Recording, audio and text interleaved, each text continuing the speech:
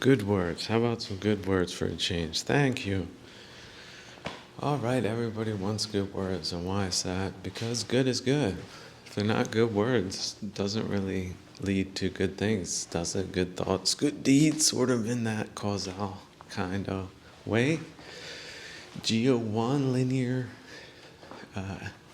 straight ahead, there's no curves kind of connection between bad words and all different types of bad things. But see, a lot of good people regret saying some of the most regrettable things that they did because of their passions. They felt passionate enough to say what they thought, but it was just wrong, bad, not right. Someone attend to grandmother because she could have had a heart attack because she overheard something that was spoken in a moment of anger, and perhaps she died later that night. Can you? Oh no, what regret. Where's my time machine? No time machine, you have to live with that. If you're a highly sensitive person, that might bother you over time. That's what they call a conscience. So you get these big consciousness. And then you're only conscious of the conscious, and just regret, overwhelming regret can crush you, will crush you if you don't let it go. Anything can happen in purgatory or purgatorial realms, purgatory-like realms. Let's not be dogmatic about this point. Okay, let's just bring some whimsy to the game at least, like Dante did. God bless him. See, divine comedy is just that, divine. But it does deal with a lot of terrible things. Old age, sickness, and death. Those are no jokes, amigos and amigas. That's no joke. Those three things, I don't care how tough you are. That's going to take you away. That's going to drive your mind away before you die. That's the worst part. You already enter the hell realms before your body ceases, but your spirit does not. That's the theory. Again, the theory. We cannot prove these things. It's just so-called enlightened beings said so. But don't listen to them. What? There's a baseball game on TV. Vegas has already called it. Let's watch that and say, what? You're gonna just move from that to something. And this man was talking about the elimination of regret, because regret is in the past, and if we do not engage in memories of any kind, especially the deceiving ones, the ones where we thought we had it so much better, but now we're making a comparison and we're making ourselves miserable unnecessarily. How many vulgar people do that on a regular basis? Raise your hand. Oh, and you too, the people not raising your hand right now. Especially you. See, narcissism. No criticism of me, mine. Otherwise, existential crisis. I can't move beyond me and mine. I'm a big babyist, right down at heart. And that's why I can't let wrong views go that I personally invested in as my personal narrative. I'm locked up. I can't, I push the button and nothing happens. It's filled up to the gills. That's all it is. Personal conceit. It's like greed. It's considered something horrendous, something gooey, something itchy, sticky, slimy, perfidious, right? But people out here just don't seem to be aware, do they, of that? And then they're not self-aware. And then what about the causality of that? Ignorance. Hey, wait, what does that flashing light say? It's a green light? I better stop. They slam on the brakes. Or isn't yellow light mean brake and red light mean go? That's just ignorance. They did not learn how to drive a car. They don't know. Maybe in different countries, they do it that way. In different families or groups of people that double and triple down on wrong information for personal reasons, they thought it was so, and therefore it must be so. No questions. They decided this 200 years ago. This is the right course of action. Changing forms and condition. They probably didn't even mean that, but there was this one party, and then the people started saying it was this way instead of that way. And all of a sudden, you got a big gobbledygook of wrong views and positions, and investments in narratives and investments in other things that are very unwholesome, very debilitating, individually, collectively, sort of unilaterally. But they won't walk away from these positions because of that. That's just a little thing, a little hindrance, one of them or a couple of them mixed together that's keeping them from adopting more enlightened policies. But on the other hand, of course, yes, being attacked with subterfuge and subversion, that's not a nice thing to do, and it's really hard to get your bearings when that type of noise and jazz is tolerated or considered to be something that it's not, so that it's tolerated and continues to have just absolutely mind-boggling negative causality associated with it.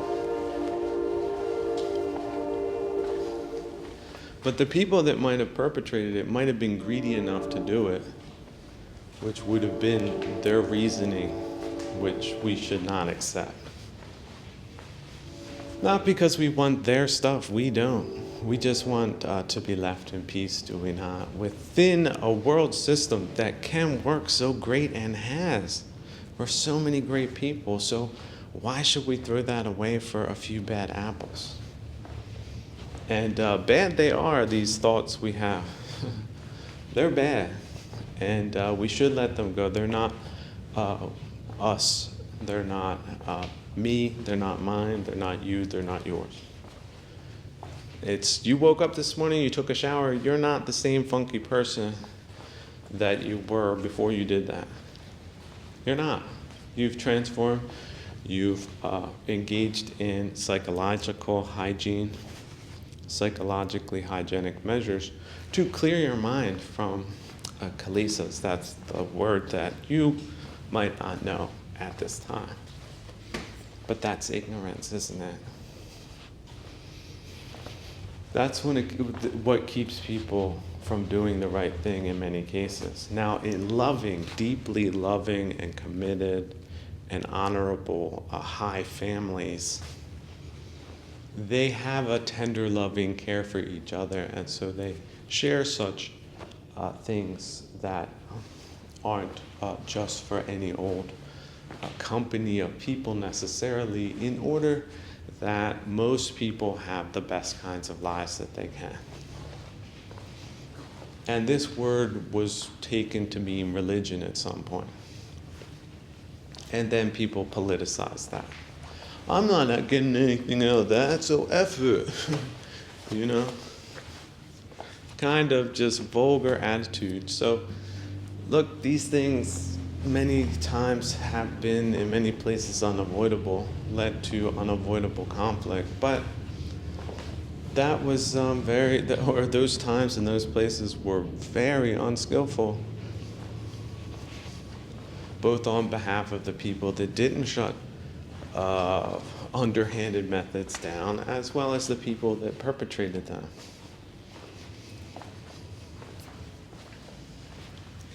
But oftentimes, innocent parties, they were savagely and in many cases genocidally destroyed, as well as their languages and cultures and medical practices that are considered to be so valuable today that even if a fragment of it is found anywhere, they send in the Seventh Fleet.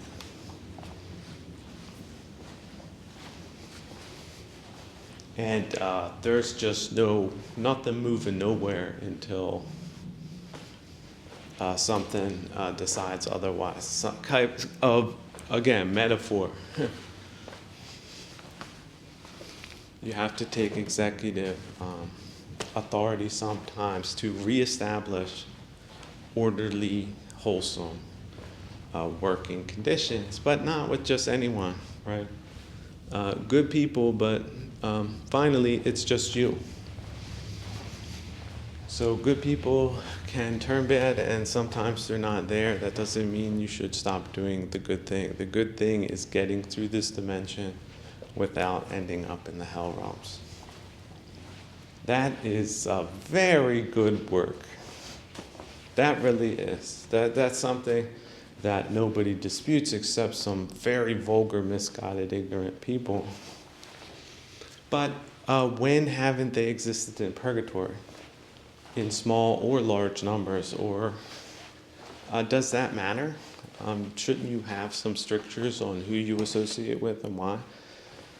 If you don't, you're not in a good place and not going good places. And so do reconsider that. But back to the point.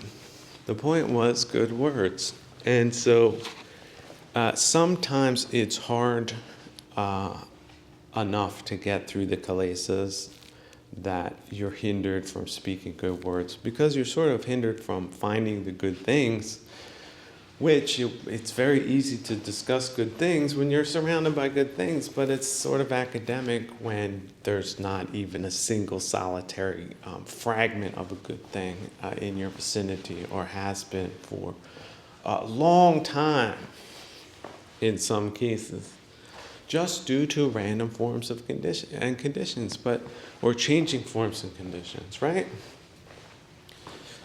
But sometimes things happen which are particularly egregious, and it throws us for a loop. But because we're human beings, we're living creatures, why shouldn't we feel strong feelings at different times? We cannot or should not necessarily deny that factor of our existence, but we have to do so only to recognize how to tame this beast in a way that is concomitant with good principles, not just physical or economic or social ones, but individual ones first. Because it's not authentic if it doesn't work for you. But of course you can leave it if it doesn't suit you. There's no contract. There's no, I have to declare to the world this and that to try this out. Do you do that with supplements? You order a supplement, you try it out.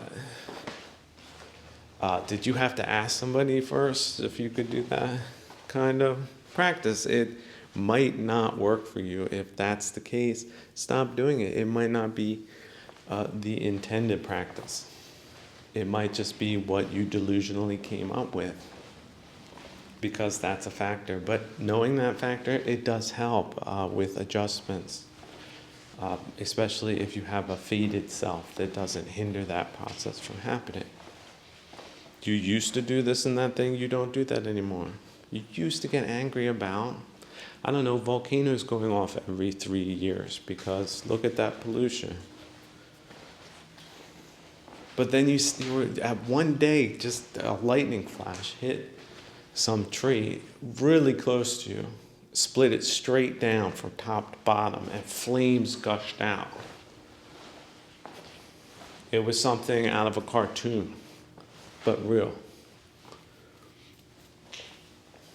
And then you just said, hey, you know what? I'm wrecking my day looking at this thing with wrong view. But look at this other window where there's a perceived reality that doesn't include such aggravations that are so unnecessary. So really downright foolish if you come right down to it. And that's what we are as living creatures, but not all the time. So catch yourself as often and as frequent as you can. Get yourself into the hobby of being self-aware, but not aware of self, but awareness with the pragmatism that's associated with it to free yourself from unnecessary sufferings. And then you get to the good things in your environment, and then all of a sudden the good words start flowing because you couldn't see them because you were too consumed with the other things. But that does not mean that they weren't there. They were there, they are there. But you don't access those perspectives unless you can reach a certain quietude of mind that does set in if one puts in right effort. Consistently over time, but not perfectly. Where's the Taoist module here? The Taoists will make it, the other people won't. Because in the Taoist module is the redemptive module. It's the understanding, compassionate module. It's all sort of mixed in. You're not going to perceive yourself too harshly, but at the same time, compassion is not going to let you slide into self-harm. But it doesn't always have to say so, does it? That better part of yourself. But you can cultivate that, you can strengthen that, until at some point it becomes a law du jour, the Dhamma. And there is no wavering from that, because you built it. And you built it, and it broke sometimes, but then you repaired it, and then you replaced some things with things that didn't break.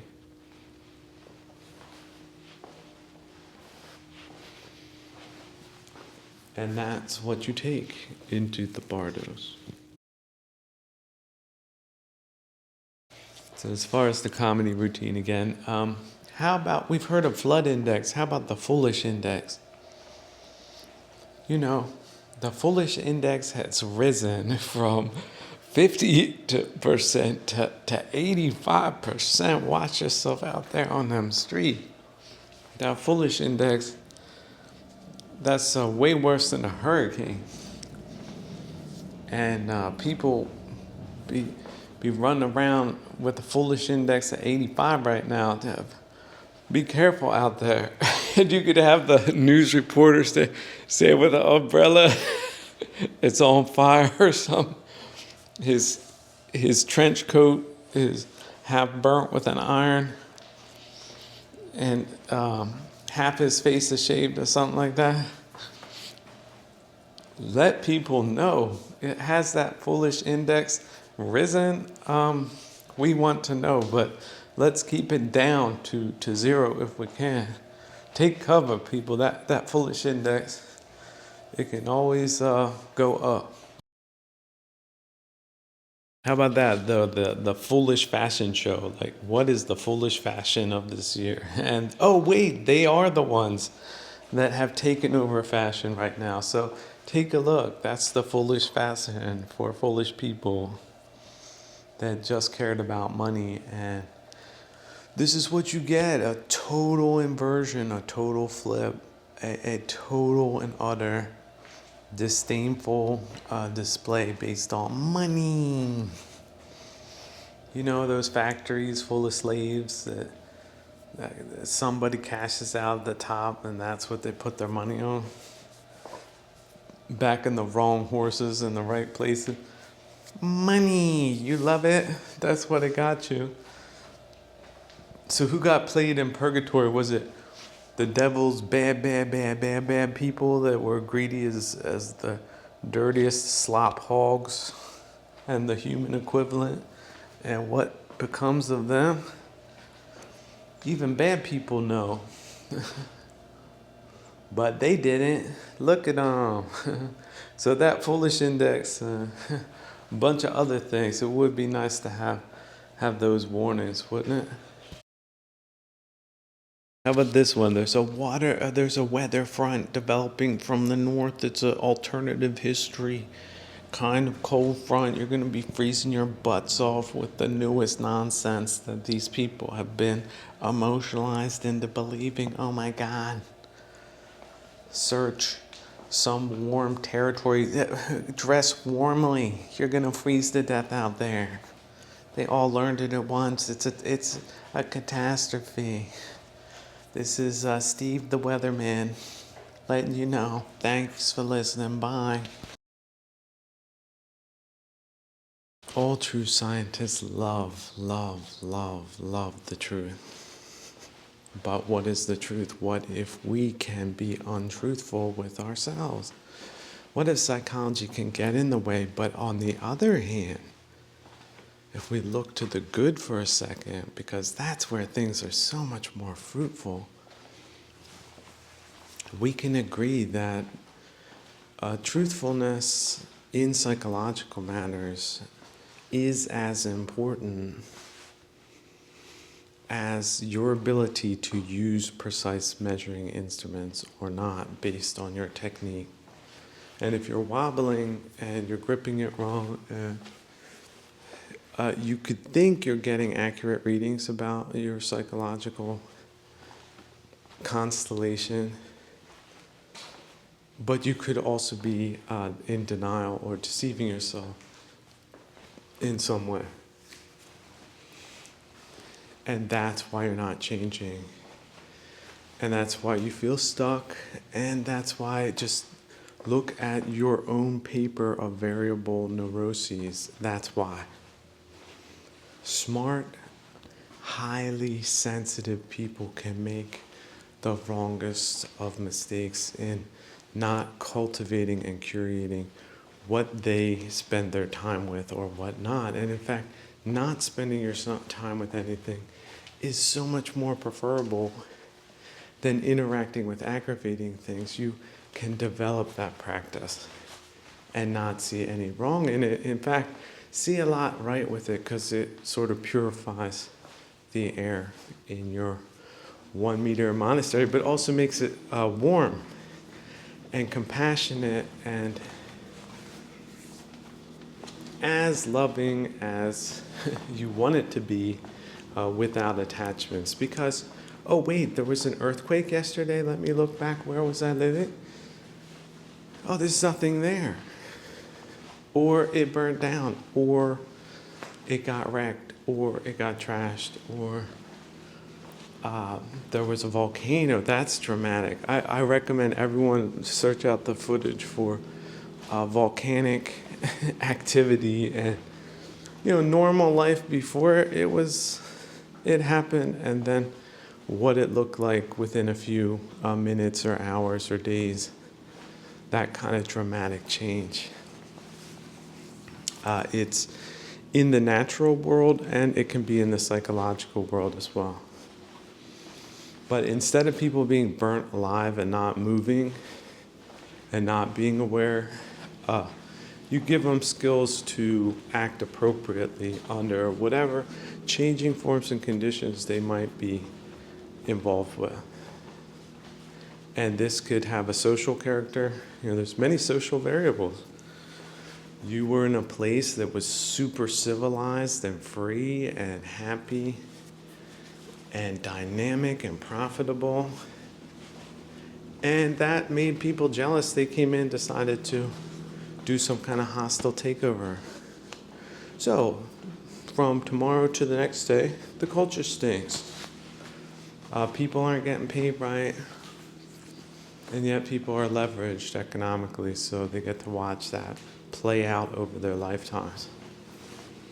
And nothing done about it because, economic actors, they're all legitimate, aren't they? Especially the rich ones. They got that way because of talent. Or what, again? So if they can't manage a McDonald's, but they got it, How are they going to treat the people? And then you consider that on a strategic level, people like that, with conceits and delusions like that, that can be epoch defining in wherever little place you might be. If you're in Afghanistan, well, see, no surprise. Everyone's like, oh yeah, sure, that should be like that. But if you're in another place, I don't know, Boston, that would come as a great surprise. But changing forms and conditions.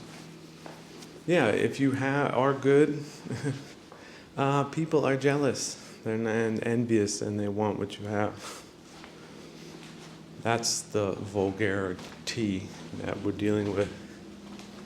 But then just inflame it more, and then you see how, what a just poisonous brew of ill will that has been for the worst people on the planet. I think there should be awards for that, like the top 150 of them.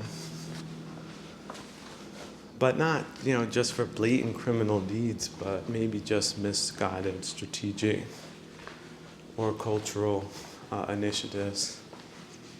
And then just move on from there. Leave epochs behind that bad people want to impose. But on the other hand, living as well as one can under devastating conditions, that is so much more appealing than suffering unnecessary under relatively comfortable circumstances.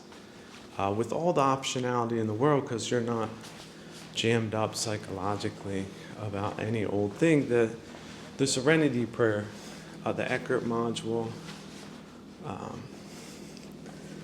the Buddhadasa module, right? The translation module. So many modules that gets people.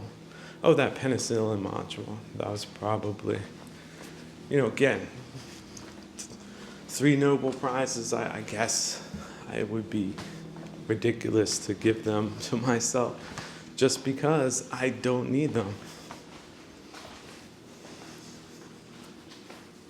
But that's why they would have given me 3 if they were here now. But yeah, Lumbini wasn't the best place for philosophy since forever, probably. But from another point of view, maybe not. Maybe we see things askance from very far away if it did manage to flourish there, at least even for a time.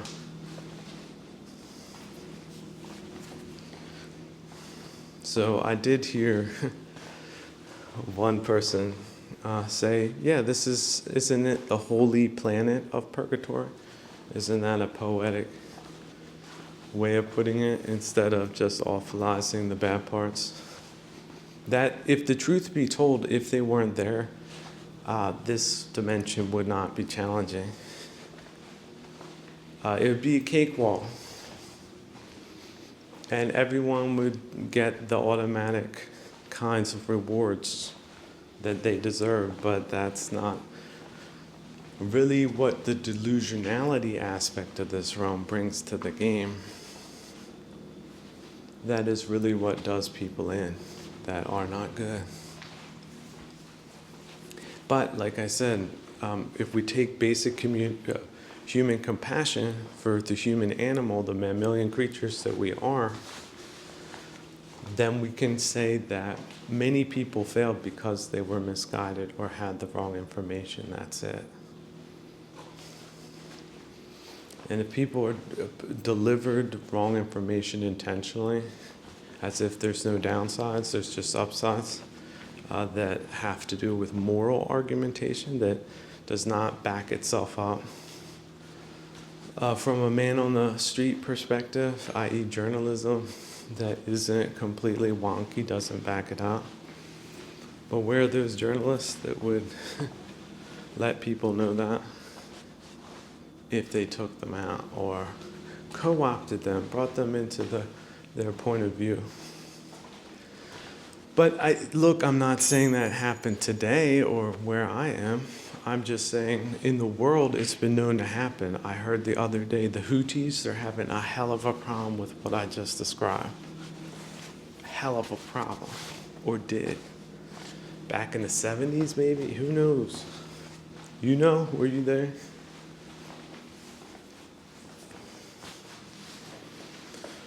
So look, bad causality can have any source.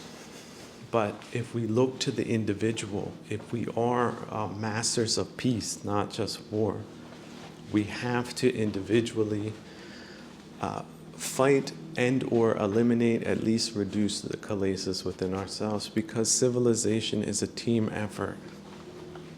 We are social animals, and civilization is a team effort. So our team got trashed in this time. But that team's not going away. In 3 games, if we change the strategy, the training, the nutrition, you will have a fit and trim team that is actually winning consistently or never loses. Because the other side's messed up. Not one's own team. Team civilization, by the way. Like the penicillin module. When will that not stop helping people going forward? When? It's impossible.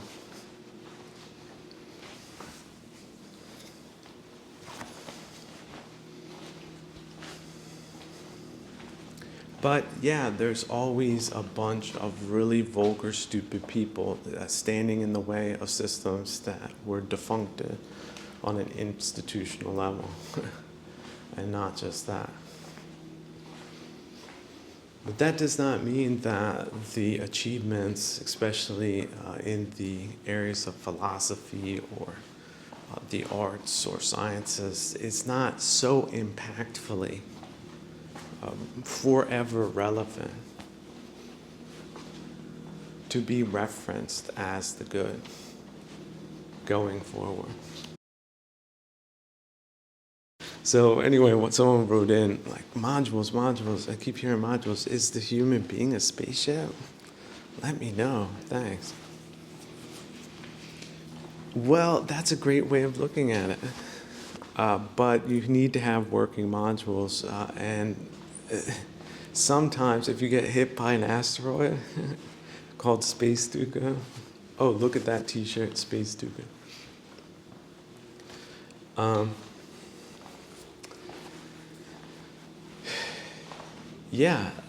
Then it's a matter of processing the impact, and some modules will go out.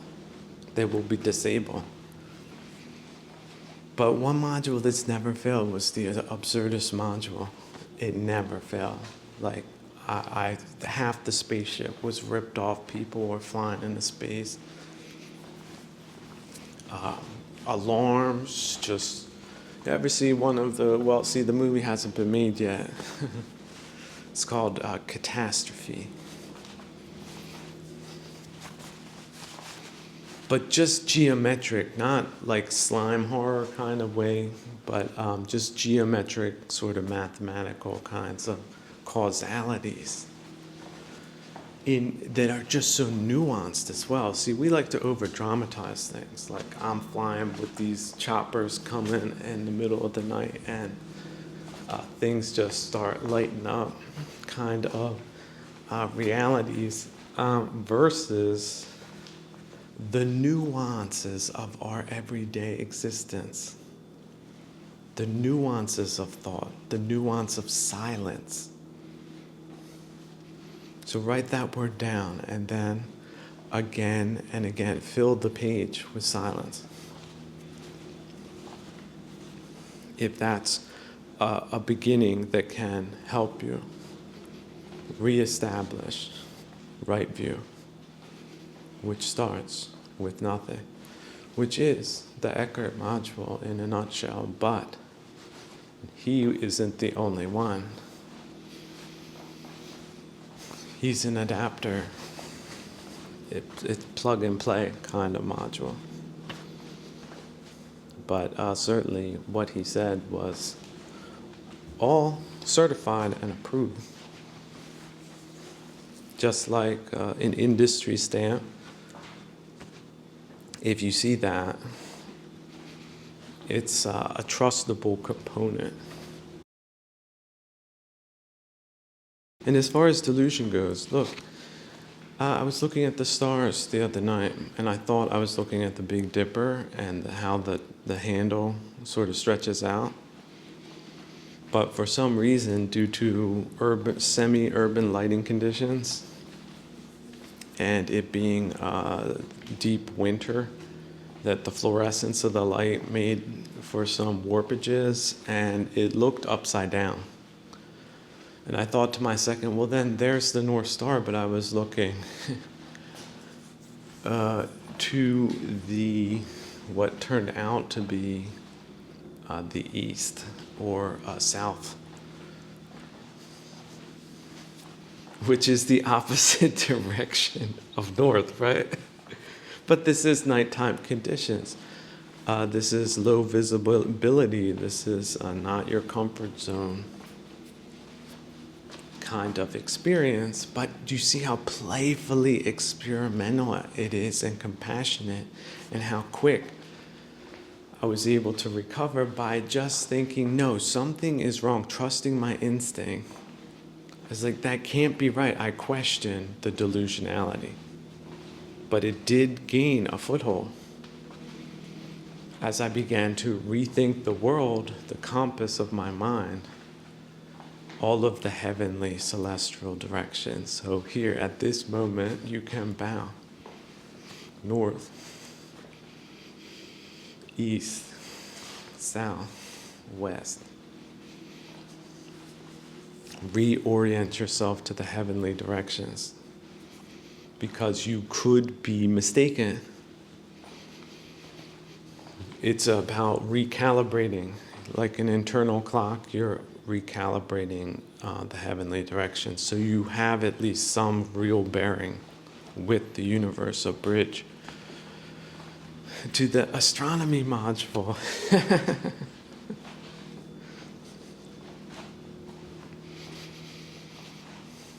Now just imagine how profound that one is. For people that are too stuck in an earthly kind of frame of mind and just look above into the stars, just deeper and deeper into that nothingness. As above, so below. Where is yourself in the sea of that enormity? That would chain you to some wrong view. That would cause you unnecessary suffering. We live in a realm of changing forms and conditions. That is true. But our emotional regulation, our emotional health, our emotional landscape is not something that we should attack or question, at least beyond a fundamental level. And maintain the middle path. We are imperfect creatures, but we're so gosh darn lovable, aren't we? Sometimes even on our worst days. If we think of ourselves all as children on some level, because we certainly, some of the best of us have remained that way, but not in the wrong kind of way, with exaggerated, dead snake, like sticking chalasis to one's neck versus those free of that. Smelling of light mandarins. Just a citrus, elusive fragrance of just pure goodness in the form of wholesome ideas, wholesome thoughts, wholesome behavior. And this is a team effort, people. the weakest amongst you, the dumbest amongst you, are the ones that need the most instruction and care. And if they don't receive it, the results are genocidal. And we've seen that happen. It's just not been accredited for who's really the person or the idea. And so nobody wants to really grab that hot potato, but nobody really wants to put in the work either to form a bridge to a better place than where we've been for warlike reasons. But that if we do need to fight a war, at least then internally, the war will not be against ourselves or necessarily others, but certainly that neutrality can be repeatedly, consistently reset, that one can have the 1/18th optionality. That module, that's a power source. To make good use of it and to divest oneself of the kilesas and invest in the heavenly abodes instead. Penny at a time. A mind moment at a time, one breath at a time. To see that, oh, wait a second, that's north, that's south. I caught myself Satori. This can happen in this realm, this purgatorial realm at times. But now that you know where north is, look, now everything makes sense. You're in alignment with the path, the good way. The reset has happened. That's north. Then if I go north and east, I will, even if I have to walk out of here because everything blew up.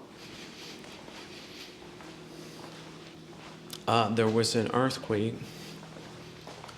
There was a natural catastrophe. There was a cultural catastrophe. There was an economic catastrophe. Just you name it in purgatory. You will at least know the four heavenly directions in your microenvironment, which is just one thing that does counteract ignorance, doesn't it? And then the causality of the ignorance of not knowing one's bearings, essentially, so that one can navigate purgatory better.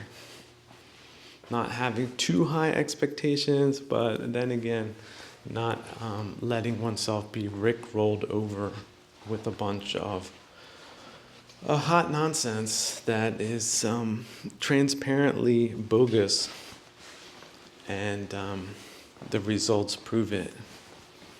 But certainly not for a very small number of people that might benefit from things not working. For the other team, is that essentially what they were engaged in and are engaged in? Can we just define it as that and be done with that? They weren't your friends. Oops. Just pretended to be. Hate to tell you. Oh, did you get rich off that? But what did they have you do again? Or not do? Is that what success looks like or not? That's why the word stooge became the number one word in 2024. It just launched itself back onto the billboard of really important things to know. But when has that never happened before? I keep looking back to the regretful Byzantine Empire. And just the idiocy at the top there that led to a total catastrophe. But, stuff like that has happened in the strangest places and for the dumbest of reasons. That's not all that surprising in purgatory, is it? It's not the final word on the matter either. Just because a bunch of people lose it doesn't mean that the people stuck there are just all going to die immediately.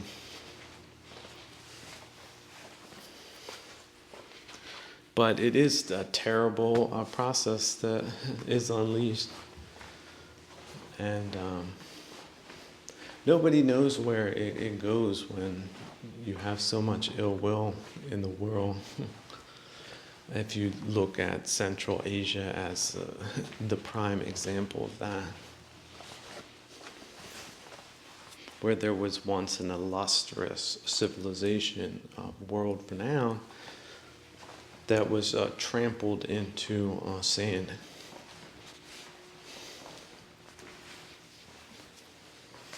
And now represents one of the worst places in the world to be. Or at least did then for centuries, which is totally and utterly undeniable. But anyway, comedy routine segue. Segue to comedy. I mean, people are so neo-barbaric today that they're not even superstitious about breaking mirrors like that. Remember that? 7 years bad luck? They forgot about that too. Or nobody told them.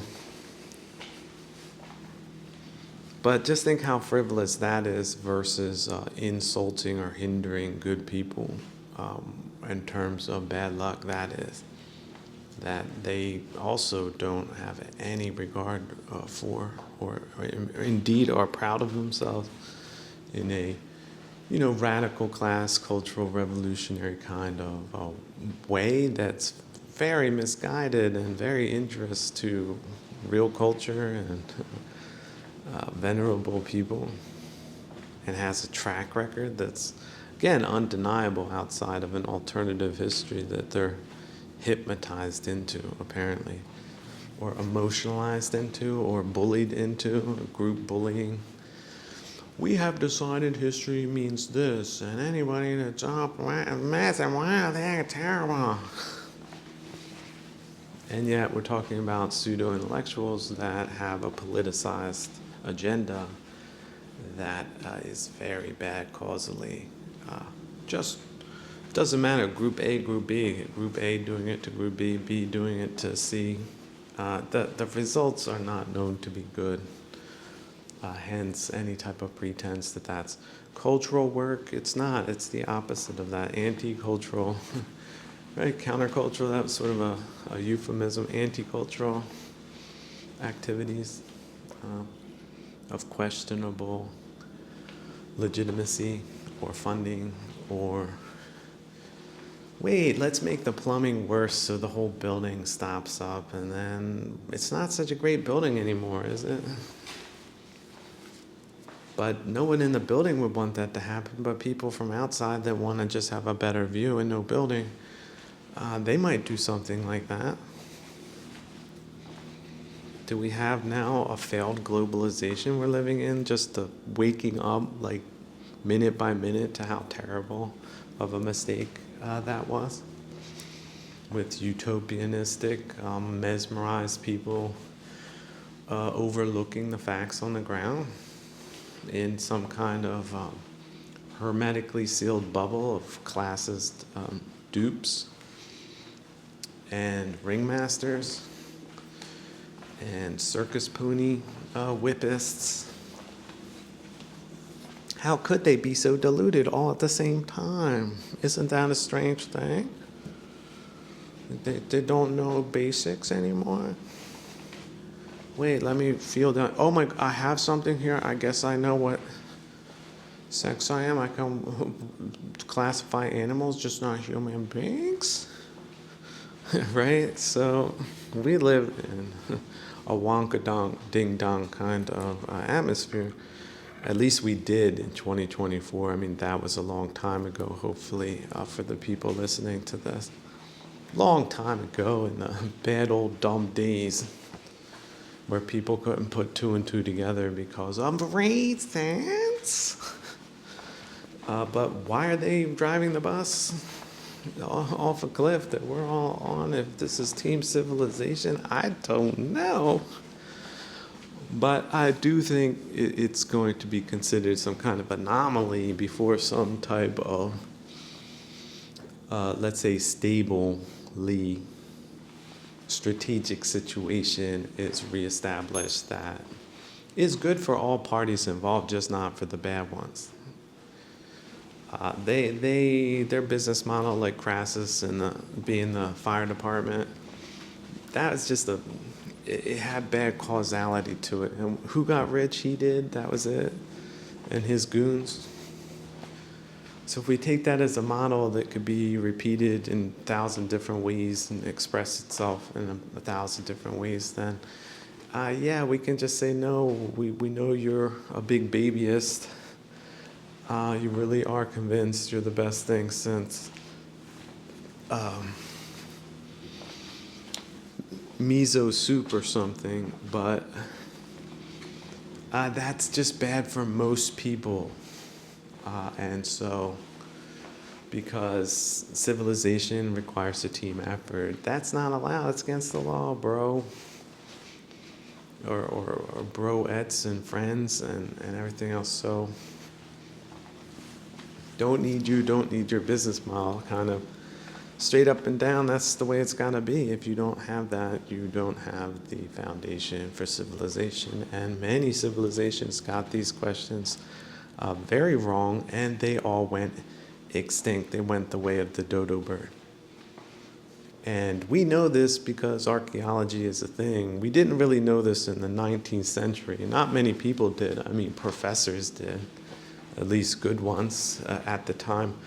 The university system was not co-opted by the radical class, which is now a foregone conclusion with horrendous results just unfolding as these people become more and more deluded about more and more things and angry about everything.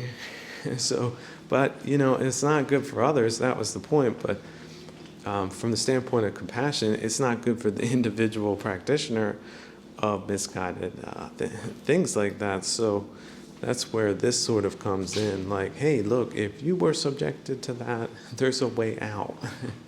And it looks like this. Stop with ill will. Return to a state of neutrality and exercise optionality along the basis of the 5 precepts. We're going to keep things real simple and then go from there. Go to how the world was created and what this all means and everything. That's like day 333, okay? But day 1 is 5 precepts, 5 fingers, 1 hand.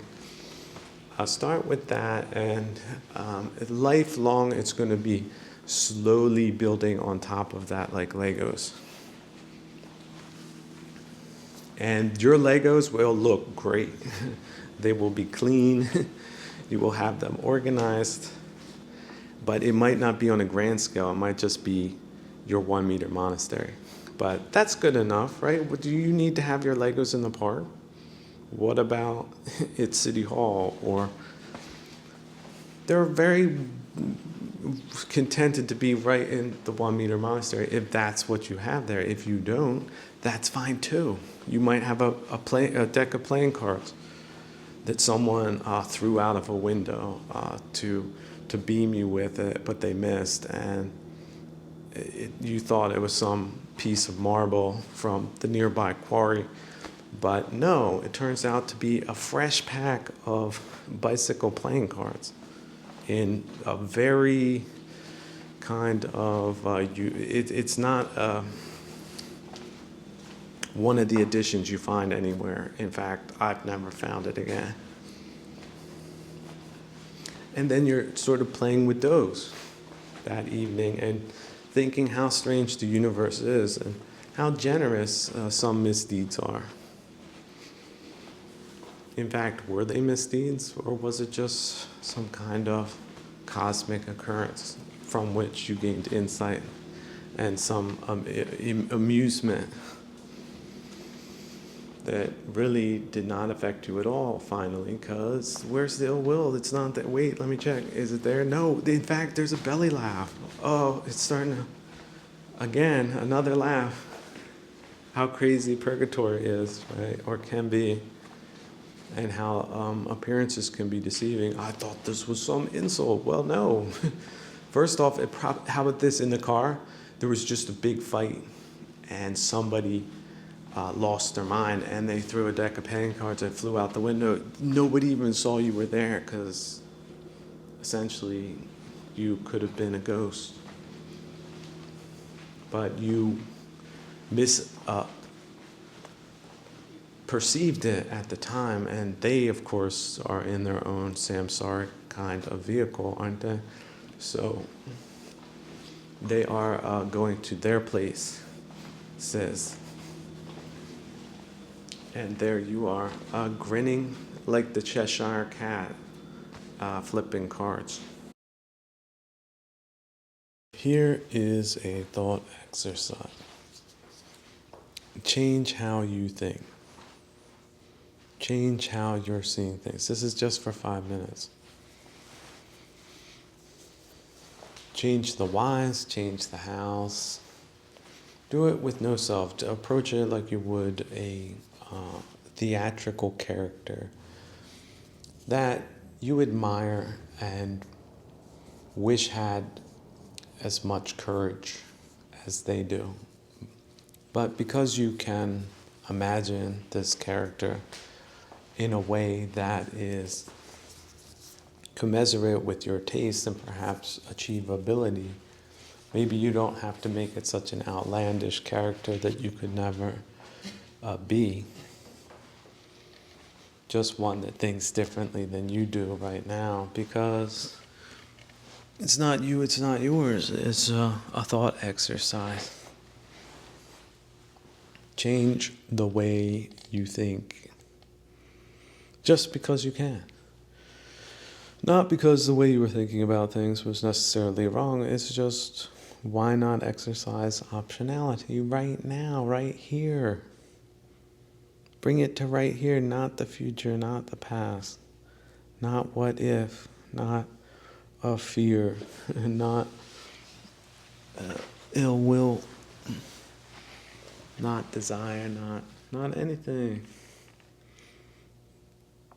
Give yourself 5 minutes, just 5 minutes of thinking about nothing, and just approach life very slowly after that exercise. But give yourself a full 5 minutes. A full 5 minutes, don't cheat. Time it if you have to. And then note, okay, I tried to cheat myself 1 minute in, 2 minutes and 15 seconds in.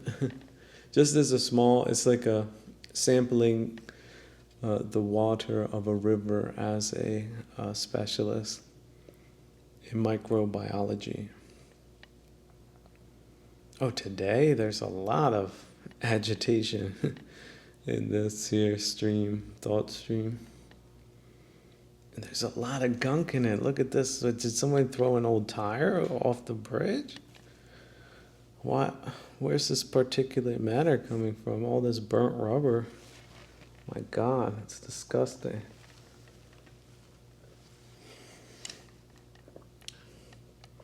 Oh wait, let me fish that out and maybe drink from someplace else, or maybe abstain from drinking that day until the conditions, changing forms and conditions, things improve. And then you'll put, once your probe says everything's okay, then you fill your bottle.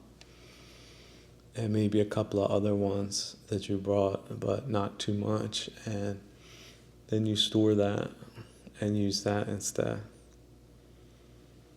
See, as below, so above. Why not use that as a teaching lesson in a zazen kind of way? Never experienced something like that, something as mundane as that, really? Well, maybe you've had it too easy. You've been in so many comfort zones that you haven't learned to transmute changing forms and conditions and adversarial or adversity psychological adversity into training practice, Dhutanga practice. If you never did that, then you wouldn't have the Fist of Fury kind of martial arts level of a skill that certain practitioners have been known to obtain that lived with tigers, real live ones, in the jungle,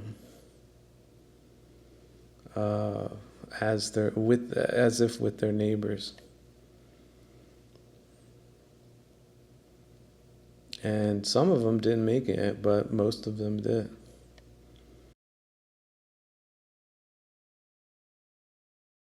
Here's another view of the city, or let's say social spaces, where a lot of people are coming and going. Try to just run the numbers. Like if you think it's a small number, you'd probably be surprised that it's a higher number.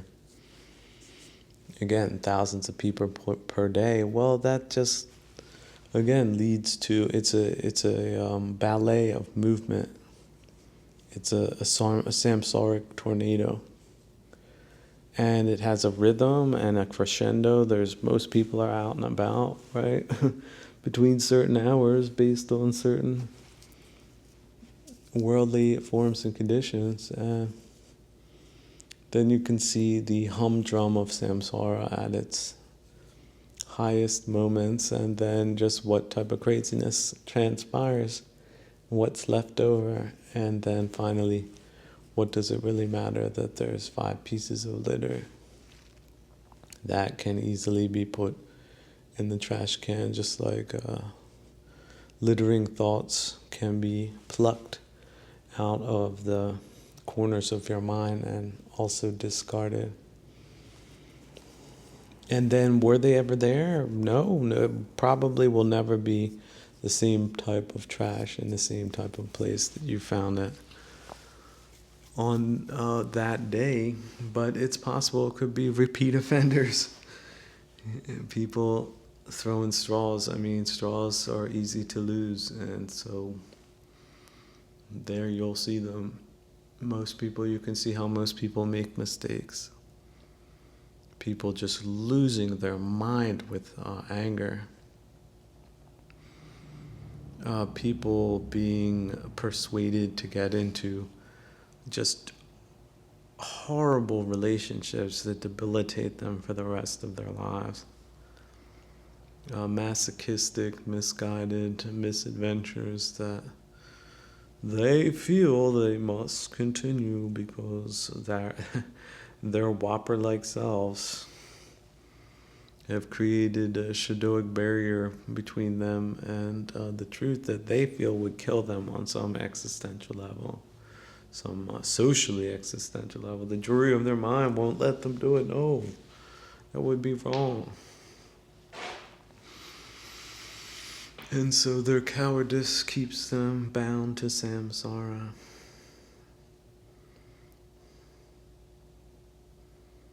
But not the heroes that go on that journey and come out the other side, the reverse of the hanged man, that jig themselves out of this bardo with a halo around their heads. It was just a mirage that was a terrible thing to leave all those things behind.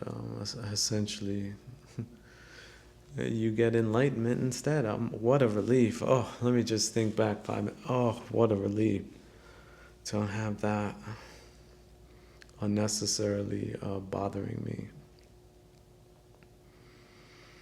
I don't have perfectionist standards. I don't have a whole lot of desire, and don't have ill will either, and doubt that comes and goes, but it's just more of a friend than a foe.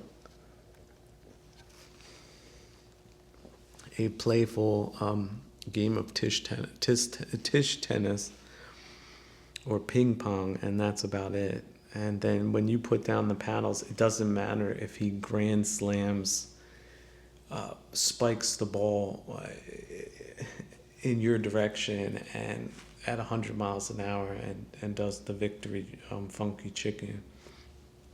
because you ended the game.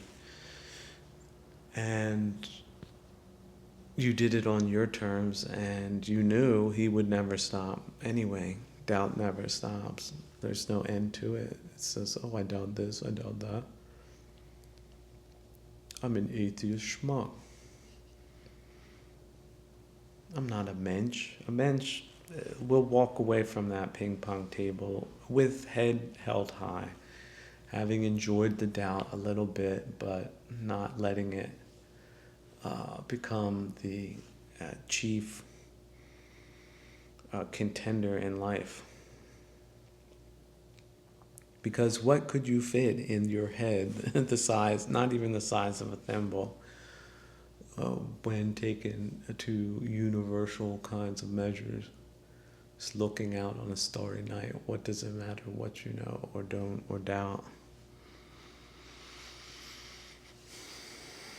Why do you need to know? Like I said, doubt can be a friend too. That was just one iteration of doubt.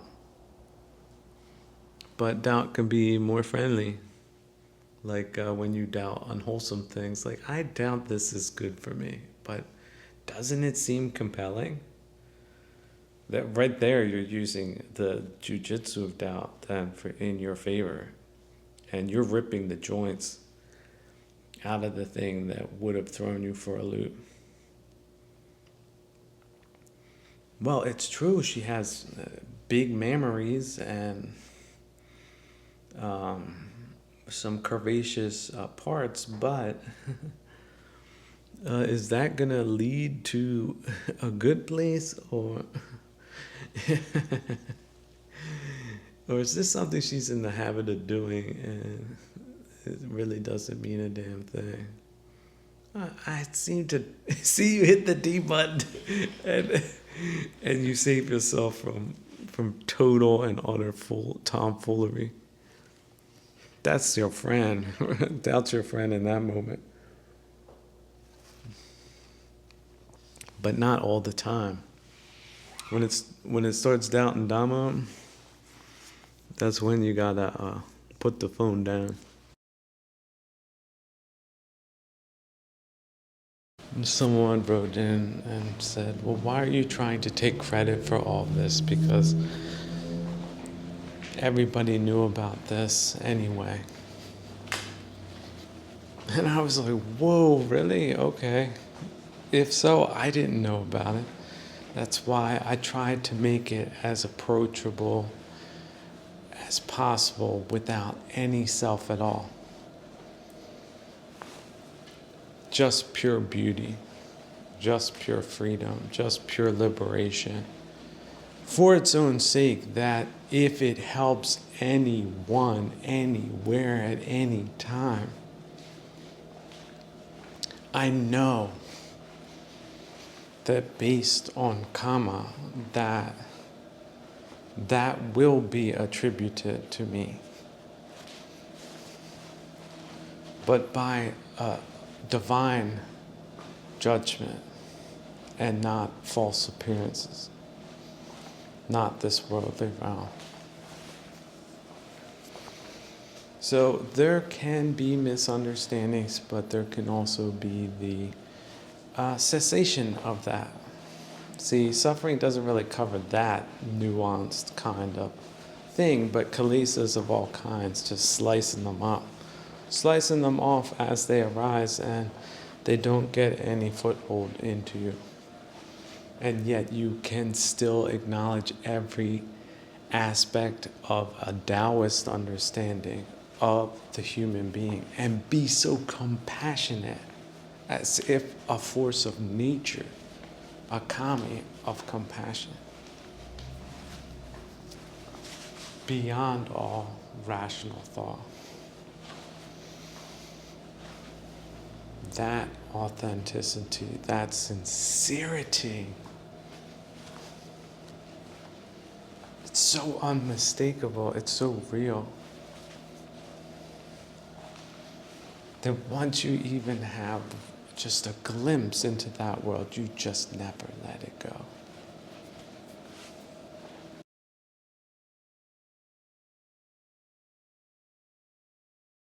not a perfect human being. I want to keep coming back to this key concept of the human being as a prototype.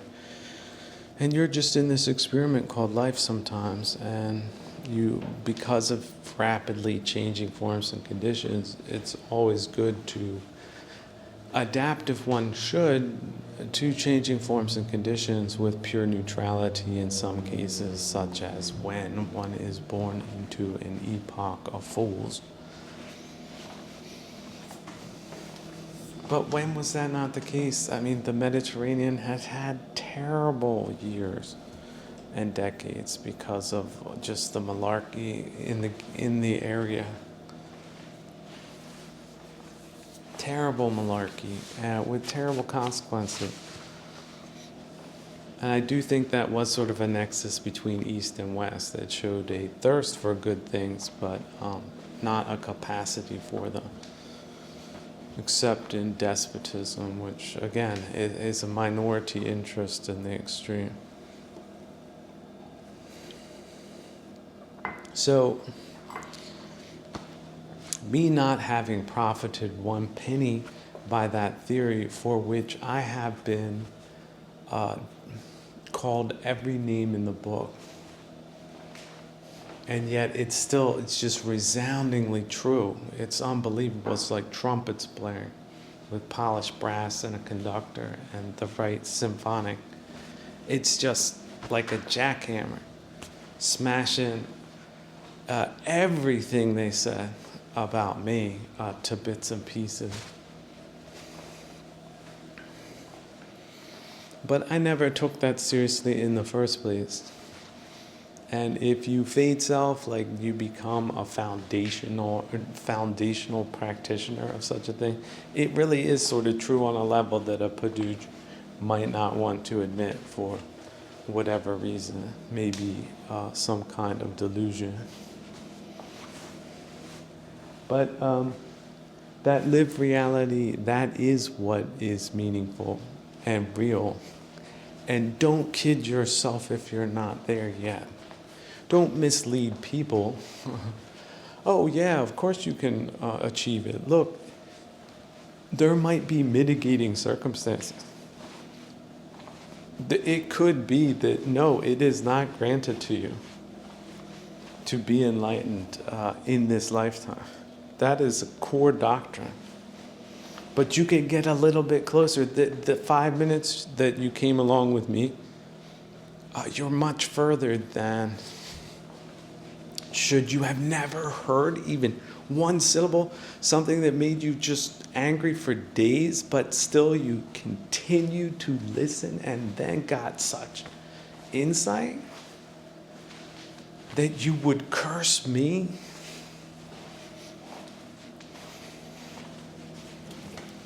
Misunderstand me, me or mine or not, it doesn't matter. It's not that relationship.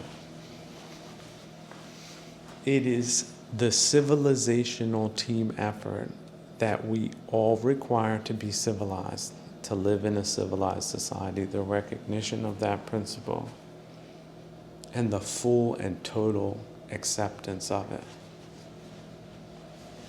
Because of those authentic kinds of ways of living that we have, being that way versus not being that way. God bless you all. Worldly winds, yeah, say it once, twice, 3 times. If the worldly winds aren't blowing, did the world stop for your problems? Something sounds strange because they're always blowing, but you can make yourself as comfortable as can be, especially when you know not just the heavenly directions, because bowing practice combined with that is also pretty instructive, but also that consideration, that additional consideration. Where are the worldly winds blowing at this time? And is it chilly? Do I have to layer up, or is it warm? Should I layer down?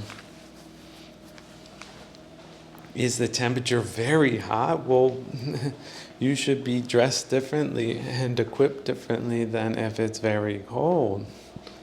Where's those worldly winds blowing in your life?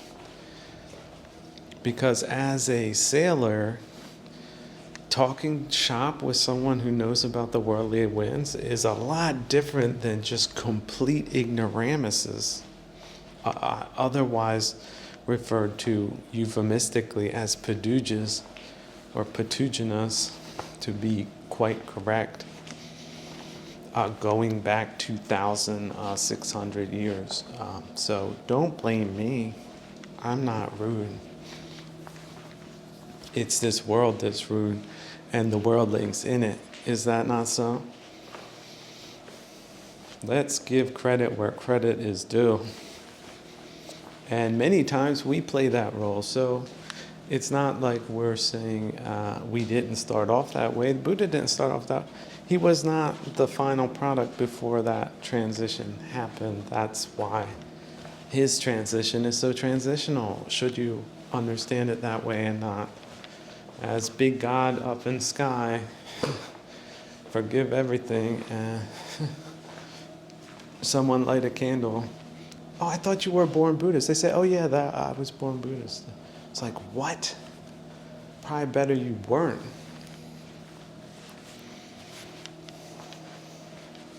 That's some soft, misguided, weird practice. But the real one, that is the difference between MMA and just like stylist, kind of fake, fall guy kinds of antics. I mean, don't get me wrong, I do like martial art films. But some of them are considered to be somewhat clowning, but you have to think that clowning is also part of them trying to convey to you that it's supposed to be thought of in a metaphysical sense. These kilesas, they are like hard fists, hard opponents that pop up out of the bushes and all of a sudden have a big mouth on them.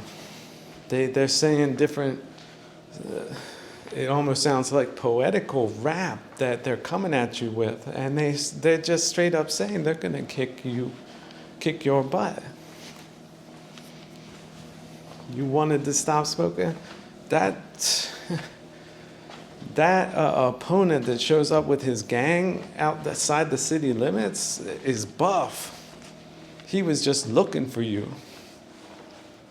You're not going to pass unless you can kick its butt. And look, crane style. If you need to pull some extras, let's not forget crane style. So take the cane style to the crane style and then back and forth, and then there's some other ones in between too.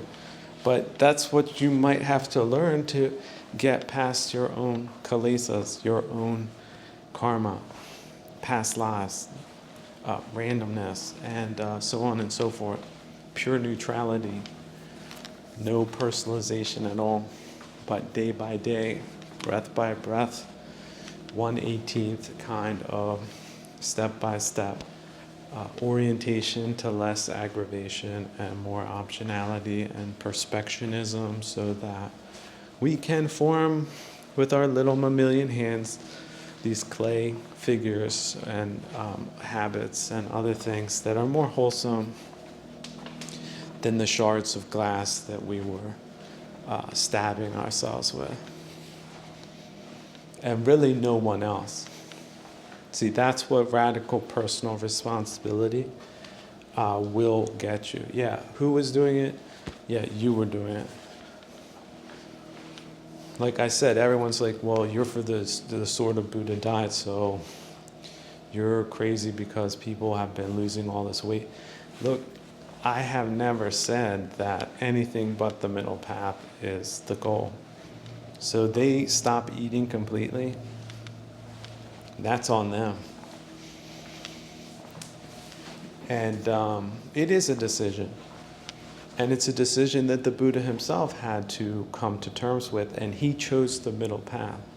And that's why it's considered valuable. But just going in an extreme direction, just because it's extreme, that's a recipe for disaster, is it not?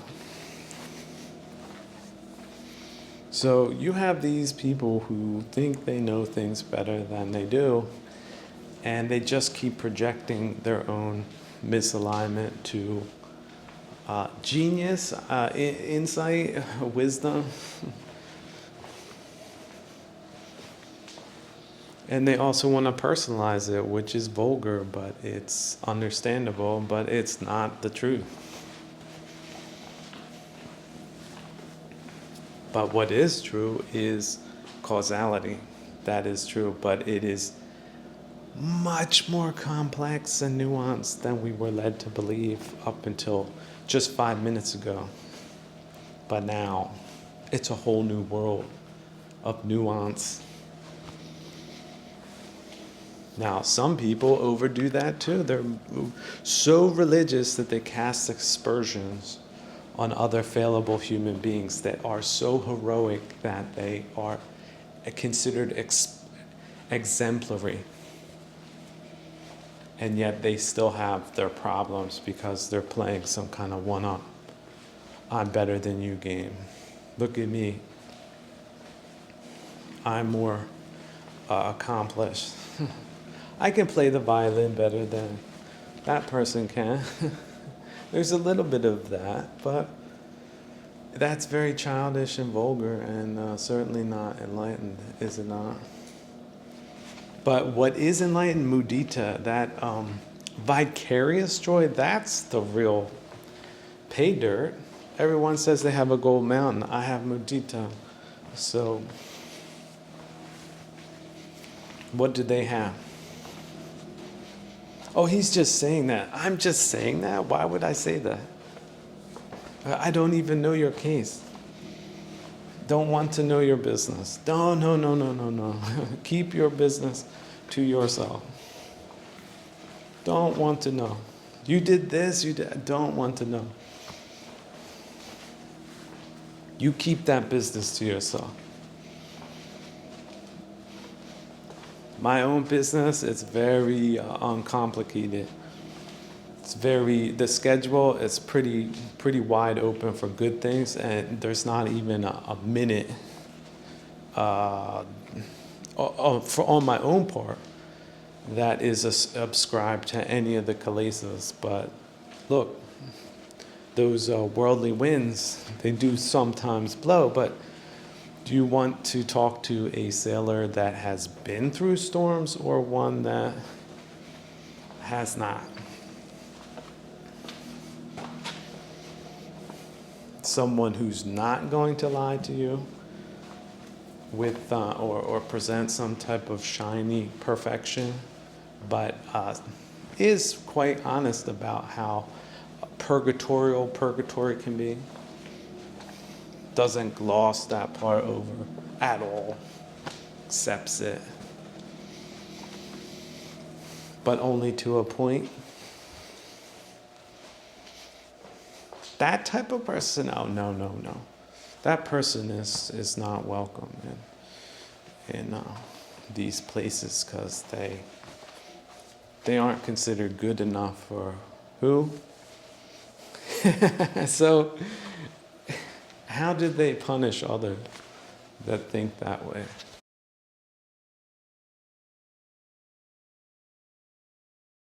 Anyway, no, not popping red smoke.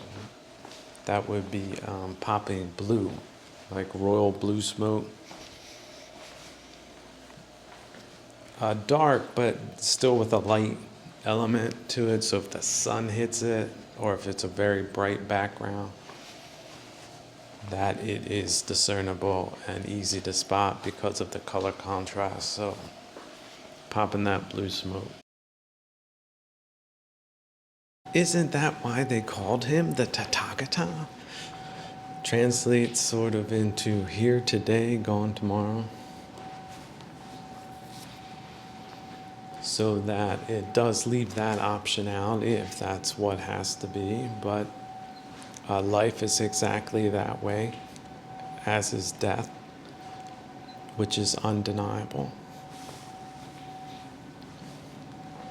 But many people have not come to that awareness yet. They still have these childish delusions and attachments, and that's why they feel it so keenly when they think they're losing something, but it never really was there in the first place.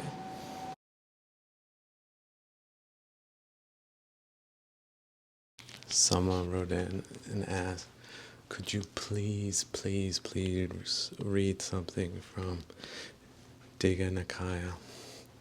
Thank you.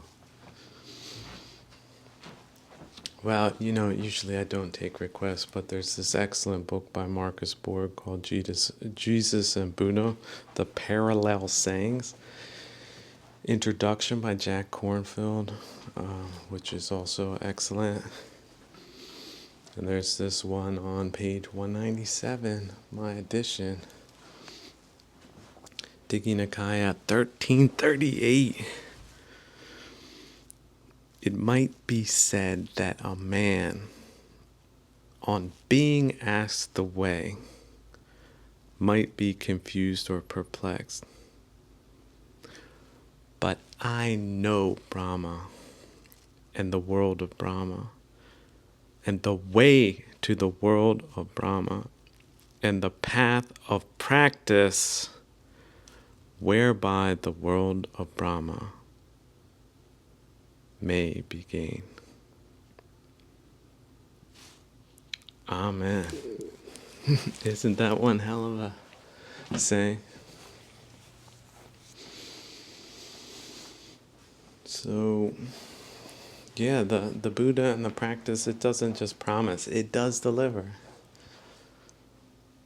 And the Brahma realms, this side of heaven and beyond, there is congruence. In a metaphysical way, look, the materialists, they're never going to be satisfied. They're never going to admit that. They will always come back to doubt. And the doubt, we know doubt. Doubt, you can doubt anything. You can doubt everything. It's not really skillful, is it? Of course, believing in nonsense is not skillful either. Oh, I believe this, then I believe that. And so it's the middle path, friends.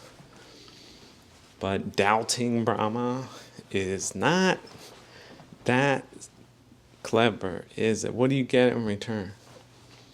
Do you get delusion? Do you get bad things? Oh no, I got a degree from a university. And look at me.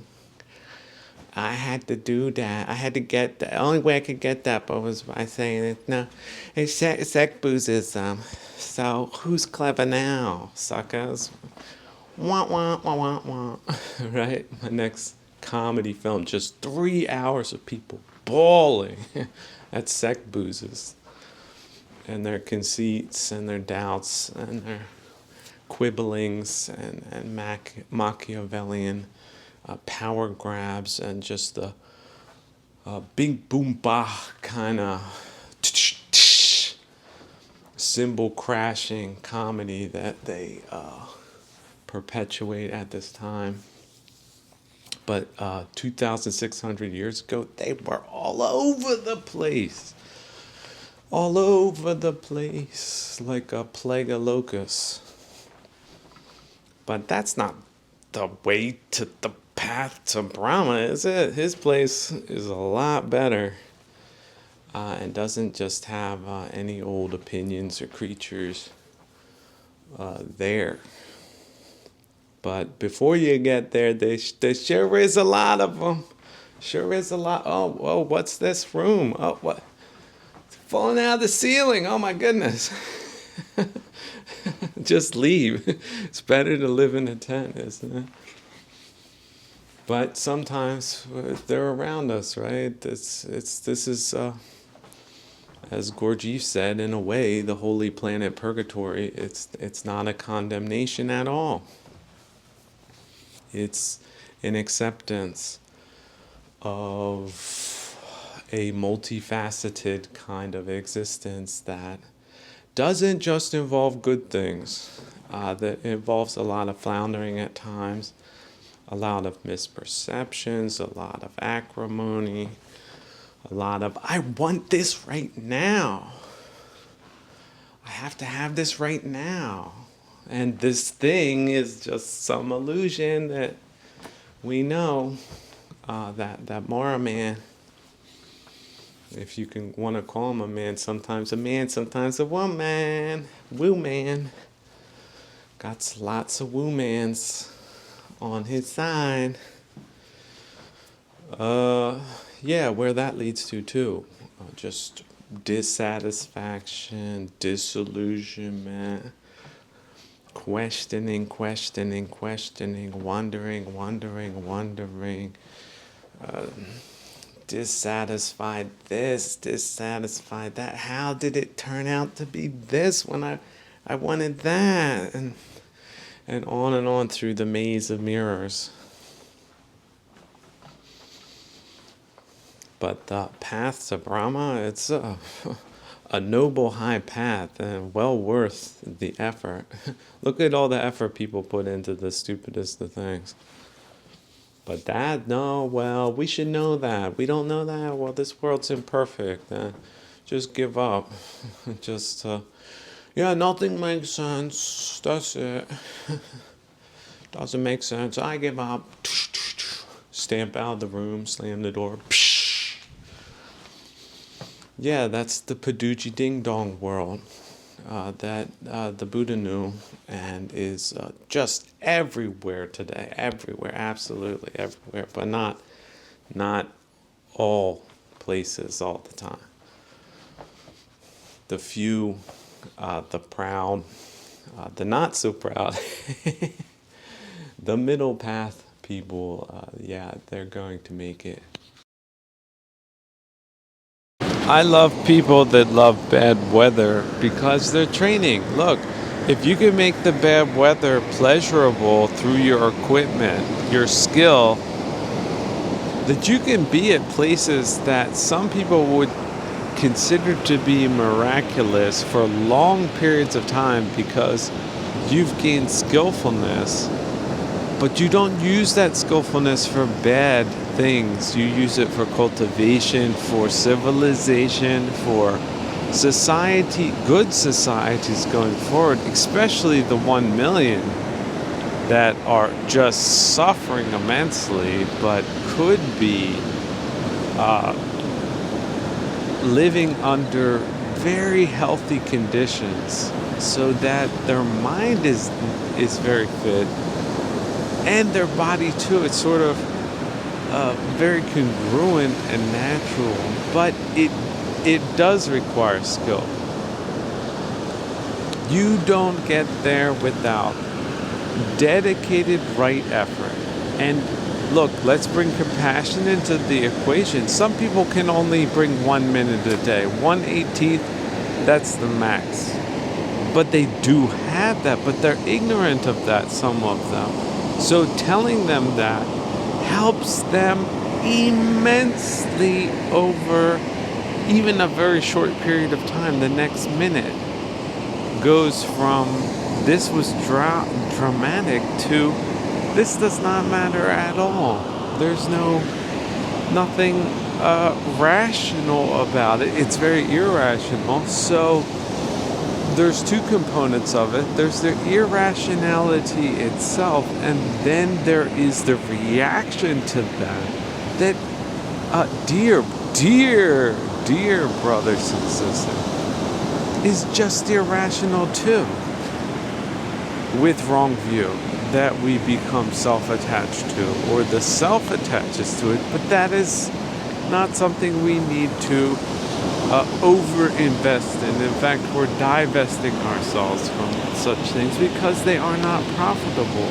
That's it. There's no love lost in an unprofitable position by traders amongst them. They are on our side. Because getting emotional about things, when has that helped the boxer. 20 years of such experiences, at least, maybe lifetimes. Do you know the causality of that, you damn bastards? Know-it-alls? Why aren't you more superstitious? The seas are very superstitious. Somebody who's been around the sea, they will look at a scientist. They have some explanations for things, but they've been in some things that... So situations, little situations, 5 minutes this way, changing forms and conditions. They know it's very profitable over time to cultivate right view and not overestimate things, but certainly, absolutely, certainly not underestimate them. Oh, underestimating a gale? My friends, you're gonna suffer on a level unnecessarily because you were not prepared for such a thing. But putting yourselves in skillful situations that are, yes, austere, but not too austere because you've put in the proper precautions and you accept the principle of training, as well as Zazen, the ultimate purity of neutrality. You can do the right thing, live the right way, and be redeemed should you have fallen just even a little bit. But a lot of people fall very far. It works for them too. Just saying. So you still got that thing called ego standing in the way from this treatment. Let that thing go too. And then renew yourself. Connect to the redemption module. We're all here on this planet. We can understand each other well, or we can dwell in misunderstandings. It's up to each individual practitioner. So the ones I know, anything and everything will be thrown at them in this world, which is very mystical and misattributable because we got multiple lives in the equation. And not just that we're just going to say that's infinity, and we're going to purify ourselves and do the best we can under every circumstance that shall ever be thrown at us forevermore, just to be that kind of resilient, to be well directioned to the path of goodness, even if it's just 3 degrees closer to that. How could one spit in the person's face that brought you to the ascendant path or even close to it, my moment at a time, with that passion to do the right thing in the right way despite adversity, and in fact embracing it as a principle of dynamic change, that one would not be hindered in that in any way by anyone or anything. Why couldn't you call that freedom or liberation? As a gents and ladies, give credit where credit is due. There were deceived families, but let's not forget the ones that weren't. The ones that suffered so unnecessarily, but still survived. And their memory is very precious. Like, everything they did was very beneficial. And in many cases, completely not understandable to the worldliest of Padujas that sometimes dominate conversations, but sometimes don't. Oh, can I get an amen? Oh, do you feel that bright noon light just opening up a place, even if it's decrepit, with spiritual powers that cut through the kilesas and make for just as close to the heavenly abodes as one can get. Something like that, but not too much. Sometimes we have to settle for less.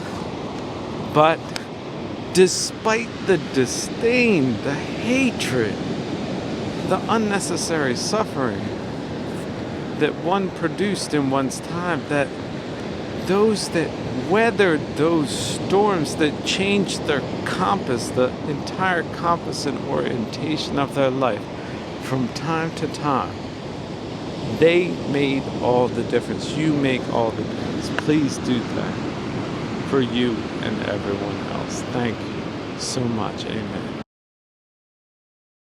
Someone wrote in and said, hey, can you say a few words about that alternative history stuff?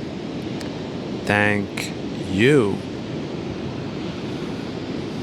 Well, see, again, this is that Venn diagram of topics are far away from the practice, but it's good to know how bad people operate, especially in these despicable times where we're dealing with, this is the whole key, tyrannical sadists. So if you've never heard that term, it is a psychological term. It has been verified in like maniac criminals and other degenerate groups.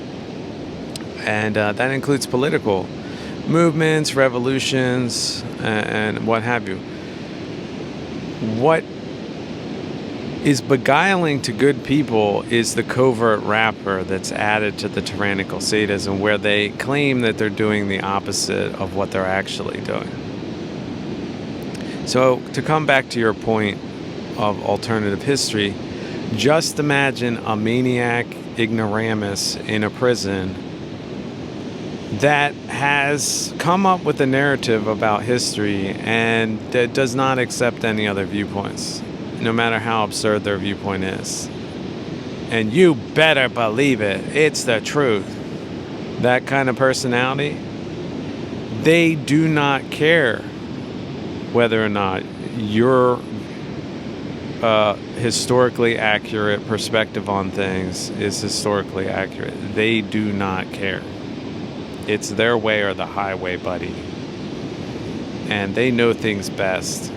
And you best not question them. Or else. That type of personality, that's what you're dealing with when you come to alternative histories. There are groups of people, they don't like their history. You know, companies, let's think of a company instead of groups of people. Company X trashed the environment and treated its employees badly. For years on end, decades on end. Do you think it wants to own up to that? The shareholders, the managers, the owners, do you think they want to come clean and have a come to Jesus moment about that and reflect on that and change? I mean, you would hope that for them. I mean, it is possible that can happen. I think that's one of the cool things about this realm is that up until the last moments of your life, you potentially could change your mind and change your karma. But as we know with karma and samsara, or samsaric forces, if you develop bad habits of mind or body, it's easier said than done. Like I'm saying, the theory is that it's possible. Now, people like Ansulimaga proved it, but they're exceptional people that people talk about because they're so exceptional. But theoretically, it is possible. Practically, it's very improbable because people get put on the wrong path. There's no self-corrective mechanism. They have narcissistic tendencies. They're never wrong. And they do that bad thing, this bad thing. And then finally, well, what's best for them? Well, to lie about what they did. No, I didn't do that. They'll deny it. Again, flipping it. Well, why did you say I did that? No, you're that. Like they'll develop sophistic techniques that works for them, they feel. But if you have a jury, see, in court cases and stuff, you'll have of different eyewitnesses, and this is how they get caught up. And their alternative reality doesn't hold up to scrutiny, and then these people can be executed, imprisoned, you name it. So essentially, when you're talking about alternative history, you have it's almost like a political lobby. It's a lobby of pseudo-intellectuals. This is really big in India right now. Hindu nationalists are big into it. Hinduism is a big mistake. So people who got snowed by that, like love and all that, they really don't have a great religion. But they put together a bunch of intellectuals and people that don't want to admit that, and they went the other way with an alternative history narrative, such as like they call it the Aryan invasion theory. They dispute that. Now, Aryan invasion, I mean, yeah, you could call it an invasion, but we don't know how far back into prehistory. There's that word, prehistorical, although archaeology does help prehistoric theories out or disproves bad ones. Of course, they don't like that either. Like, look into the history of the Tocharian mummies. The Chinese, who are big in, at least the current iteration of Chinese, their Communist Party, they're according to their official history, they never existed, so they had to get rid of the evidence that they existed. So they destroyed the Tocharian mummies. And then they came up with fanciful stories. And then they'll dispute the people that have the real information, and then it becomes like a gray zone issue. It's disputed. Well, I heard that theory, but there's actually the other theory that didn't happen kind of situation, because the past is political to tyrannical sadists, just like it is to companies. If the past makes them look bad, well, that's bad history. If it makes them look good, oh, that's the history we're going to talk about. That's the only thing you can talk about. They did 99 terrible things, but they're just going to talk about the one good thing they did. And so essentially that's what we're looking at in the form of leftoidism and their alternative history shtick, which is grotesque, awful, and ridiculous on every level that a pseudo-intellectual won't admit, but is definitely there.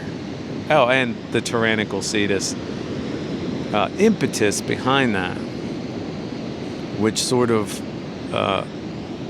encapsulates the psychological disorder that they essentially have, which does not lead to good places. The company that does not reflect on the past and make changes is not a good company. And it's the same with groups of people. If you can't admit the truth, you can't. It's somehow you're out of alignment. You're not going to change based on that. You were drunk and beat all these people up, and then later you don't remember, and then they show you the footage, and you still deny it, kind of dirtbag personality. Yeah, they're going to have extremely bad causality for themselves and others going forward. They get caught up in these pseudo-intellectual nets. But for the people that don't get caught up or get trawled in these socially destructive campaigns, they actually gain insight and wisdom, prajna, and they're doing much better for themselves. And maybe some of them had the courage and the dignity and the integrity to admit the damn truth and to change right here, right now, and let false narratives go. On the other hand, you can't beat yourself up about the past permanently. Especially, look, if you weren't in the company, let's take the company example again. You didn't make those decisions, but you became the CEO. It's your time to shine and not to discontinue hateful, horrible, stupid, misguided practices, however they were justified.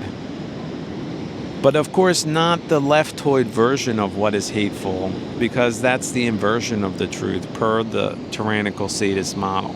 So they have nothing to offer, essentially. So you have people that have nothing to offer that want to dominate essentially everything. And that's what you're up against. And every generation has a new batch of them, but every generation has the opposite of that. So it is sort of a battle between good and evil, isn't it? If you want to look at it in those terms. But the truth is really good. And if it's bad, then again, the call is to change. If it's good, look, you can't rest on your laurels. Okay, they did it the right way. Can we do it that way now? Why or why not? If it's not possible, then it might not be the right thing to do. Changing forms and conditions and pragmatism, and what is the best possible thing we can do right now? It might just be to do nothing. 100 tyrannical sadists have all the guns. Maybe that's the time to do something other than confront them openly. Maybe it's time to move, right? Maybe it's time to regroup. Maybe it's time to divest. Whatever you can do under those circumstances, but never is it a good thing to delude yourself. And these days, because it's so widespread, this covert tyrannical sadism, you really do need to know the people you're dealing with. And if they're saying they're doing one thing, but they're actually doing something else, if the fruits of their labor is grotesquely disgusting and misguided, then you're either dealing with a victimizer or a victimized party that is deluded and could do terrible things until they're stopped, either by outside forces or by internal transformation, which one would hope for them. But if it doesn't happen, you need to protect yourself. You need to take protective measures. There's people running around with lighters and flammable materials. You need to get some pails of water at the ready and, close the windows, and it's time to be in that type of mode. Then they go away, then it's a different changing forms and conditions. Then it would be inappropriate to be stuck in that frame of mind as if it's going to happen when, in fact, that might be delusional, you see? So life is extremely challenging. It's the most challenging thing. Let's be 100 about this. This life is not easy at times. And once you start getting into intellectual things, you get into academia, the complexity goes up. Once you start getting into social groups, different personalities, the complexity goes up. Now, some people, God bless them, have been a determinate, even everlasting force for good causality, such as the Buddha, and I would say Jesus too. Let's include him. We're not going to have a fight about that, are we? Who's going to start that fight? Me? No? Oh, who then?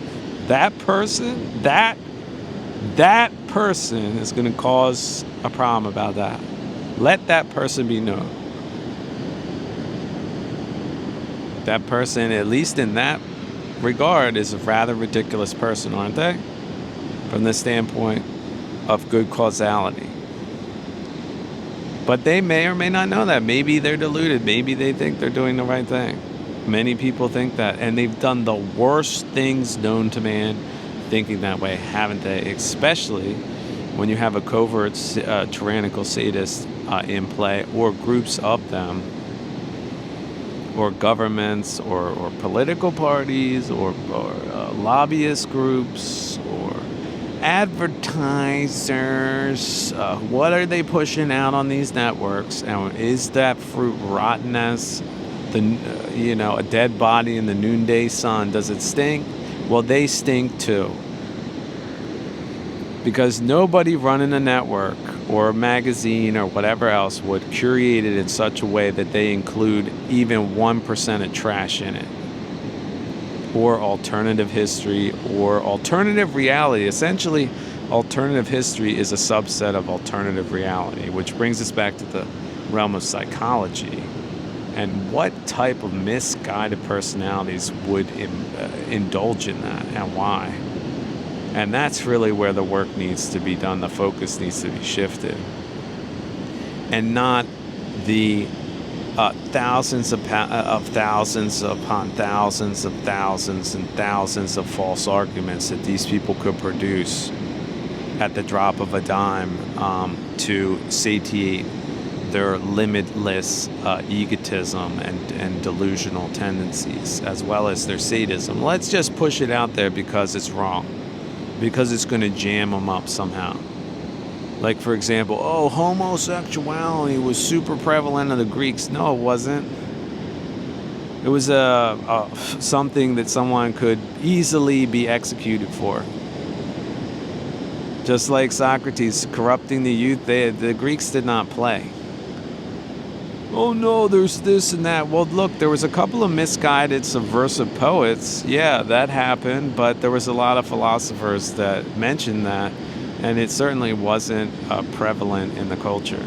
No matter what these disinformationists and pseudo-intellectuals have to say, and boy, did they invest big time in that, especially the Russians and the quackeries, the quacks and haters that they set loose in Western zones, isn't it?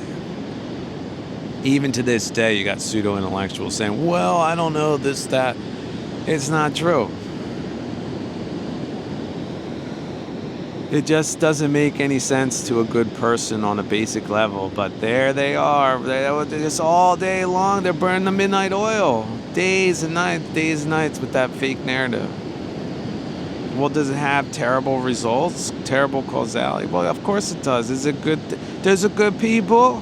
That's right. Is that what they say? Oh, is that covert tyrannical sadism again? I guess so. Is that Darvo, deny, attack, reverse, victim and offender? Oh my God, it's Darvo? Is that what they did? Is that how far these tyrannical sadists took it? How many people have they splattered with that trash? Is it ongoing? They just won't stop? Is that what they are?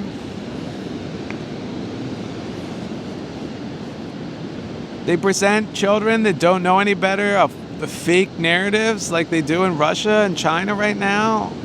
They do that. These are the people that people listen to in neo-barbaric times. Why would they do that? Is there no other venue? Did they monopolize everything? There's nothing. There's no magazines. No alternative history to their alternative history. No, they got the monopoly on that. Oh no! How could that? Are we living in purgatory? Can somebody, or is this heaven? Or is this hell? What? Is it a combination of all three? Who did they say was running this place again? See, my comedy routine. Can you imagine I turn that into comedy? I mean, I am the Rumpelstiltskin of this trash.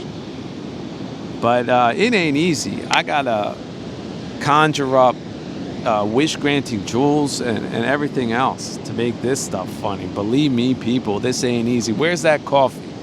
Where's that coffee at? No money for coffee? Got money for something else? Forget the retirement plans. Hit that link right now. And before I forget, be sure to say prayers each night for the Ukrainian soldiers first, defending themselves against such a horrible regime that even has a horrible regime, but still less horrible than the Russian regime. And then say a prayer for the Russian regime too. These guys following orders, we know what that's all about. They were told to do the wrong thing. And look at the destruction they've caused. This is a terrible thing. Look, any country could do it at any time. They commit the troops to the wrong thing for the wrong reason, and good guys get killed. We know this story. It's happened since the beginning of time. So say a prayer for both of them. Russia needs all the men it can muster and so can Ukraine and the entire Western world at this point. So let's hope that the year to come will lead to some type of resolution, and perhaps both regimes will get the political leadership that all these men really do deserve to make the world a better place instead of a worse one. So here's a really good style is if you see yourself generating ill will in certain situations, maybe you've even provoked it yourself. That is a great training exercise. It costs nothing, and then you can work on these types of special kilesas that may have been conditioned into you also by hostile forces that may have misled you into an unskillful way of life, and then have all of these social mechanisms to keep it in place, because it will be frowned upon if you were to change your ways and, for example, no longer drink alcohol or engage in immoral behavior. Maybe they might not find that so enthralling when that's some kind of programmatic, distributed kind of thing that's meant to be harmful, like rat poison. But we can wean ourselves off of that, and we can practice starting with the 5 precepts and returning to 0 thanks to the Eckhart module, and then starting back gradually to lead wholesome lives, essentially, no matter what terribly misguided people or what our armies might be in play in any given epoch, that they are shut down versus the message of positivity, realignment, readjustment, and letting these kilesas go. You can do it. I know you can. Just look at the physical excellence. There's the equivalent spiritually, yeah, and you want both. And someone was like, well, you're a comedian, so nobody has to care. And I was like, exactly. I think it's very important when even spiritual leadership says, look, I don't know all the questions, especially what you're dealing with at this time. I just know a couple of wholesome practices, and that's it. And divesting oneself of a concept of the past that generates a will, as well as a concept of the future that generates anxiety, that's wholesome, period. You could be in Africa, you could be in Europe, you could be anywhere in the world. If you think that way, if that's your attitude and it's reinforced and it's robust and it's vital, you're such a much better supernormal kind of person. Your attitude is supernormal. But then don't be delusional and don't misdirect your good efforts to bad things. So it's really 3 realms you have to be very aware of to be skillful. So, friends, projection. This is a psychological phenomenon. See it in a neutral sense. It's very instructive. If you do not have ignorance about this matter, if you're projecting, you need to stop doing that. But you can recognize the validity of that. Yeah, you're projecting ill will. So what is it based on? Maybe it's some kind of misperception. At first glance, you thought this, but actually it was something completely different. But see, with mudita, vicarious imputation of goodness to good people, see, not delusionally to wrong or bad people who just have a story, are charlatans in effect. That's how philosophers describe them. But they can have disastrous effects. You invested your money in a lemon, they convinced you. The consequences, the results, the causality, the karma of that, it's disastrous. You broke down and lost all your money because the motor blew up, but that was really your last $3,500, and then you die. Or something else. You're really behind the 8 ball. Like humanity likes to focus on exceptionalism because the reality is that most people don't make it. They die miserably under the worst circumstances possibly imaginable, like war crime level degradations and starvations and insanities that these malign forces have just like unleashed and then ignored and then also suppressed the feedback to the detriment of us all. Essentially, it's a one. That's the rationale apparently behind it, and that's why it's been so devastating. But it's just been covert or how shall we say, a misrepresentation of the real thing. So, can't we just forgive ourselves if we were damaged horribly by such misguided directives, suggestions, inferences that can mislead young people and even older people, because the delusional realm should not be deliberately misused to cause even more harm, because then who benefits from that? Si bono. See, let's return to pragmatism for a second. But yeah, I think being a comedian is so much more fruitful and beneficial, especially when we're talking thousands, 10,000s of years in the future, where humanity adopts a brilliantly undiluted lens where they do prize the good. The good people, they are prized. The good people are good even under the most hostile and deceptive conditions. But learning about deception and leaving ignorance behind, that's very important to be on point as to what are the issues and factors that are really more important than all those ding-dongs on your phone, or let's say images that lead you to desire, when we know that desire is almost as bad as aversion. But many hog-like, pig-like personalities are predisposed to be more greedy for that and pleasures than the more adverse personalities that have a tendency towards aversion and ill will, which the warrior class has very many difficulties with. Pig people don't understand the warrior class at all. But still, the warrior class has to look towards ill will and cultivate that out of their lives if it is unnecessary.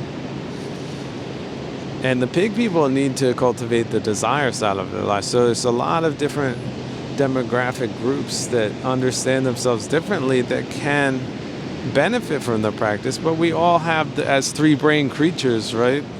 In a lot of ways, we all have these tendencies that we really do need to keep in check, but each individual has different tendencies. So the medicine, the practice, has to be calibrated to the individual's kilesas or their karmic or causic predisposition, so that it be most effective, and the efficacy level is so much higher that we're talking again about the penicillin module, why it's effective, because it's so adaptive to the individual's conditions, and the dosage has to be very accurate and also very skillful, so that one can address the individual where they are in the here now, from my moment to my moment, so that they are guided to health, even if it is just by 1%. Eventually that will lead to success. But if it can go from 10 to 20 to 50 to full Satori, that's the kind of fundamental shift that particular case needs to completely change the trajectory of their lives towards wholesomeness versus its counterpart. Well, anyway, everyone's crazy, like totally paranoid about so-called luxury beliefs. Look, don't overdo it. The dudes poolside that are there for wholesome reasons, they really do deserve it. So just leave them be.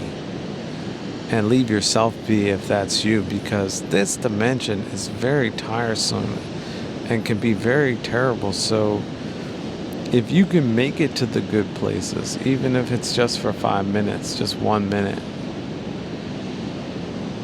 then in that minute, do enjoy that moment so that you can gain wholesome vitality and energy and revitalization from that process, and not overlook that process, but actually focus on that process, so that you're not focusing on detrimental things that you have seen it clearly in yourself, and you've read the list of kilesas 1,000 times, that you must let that go right now.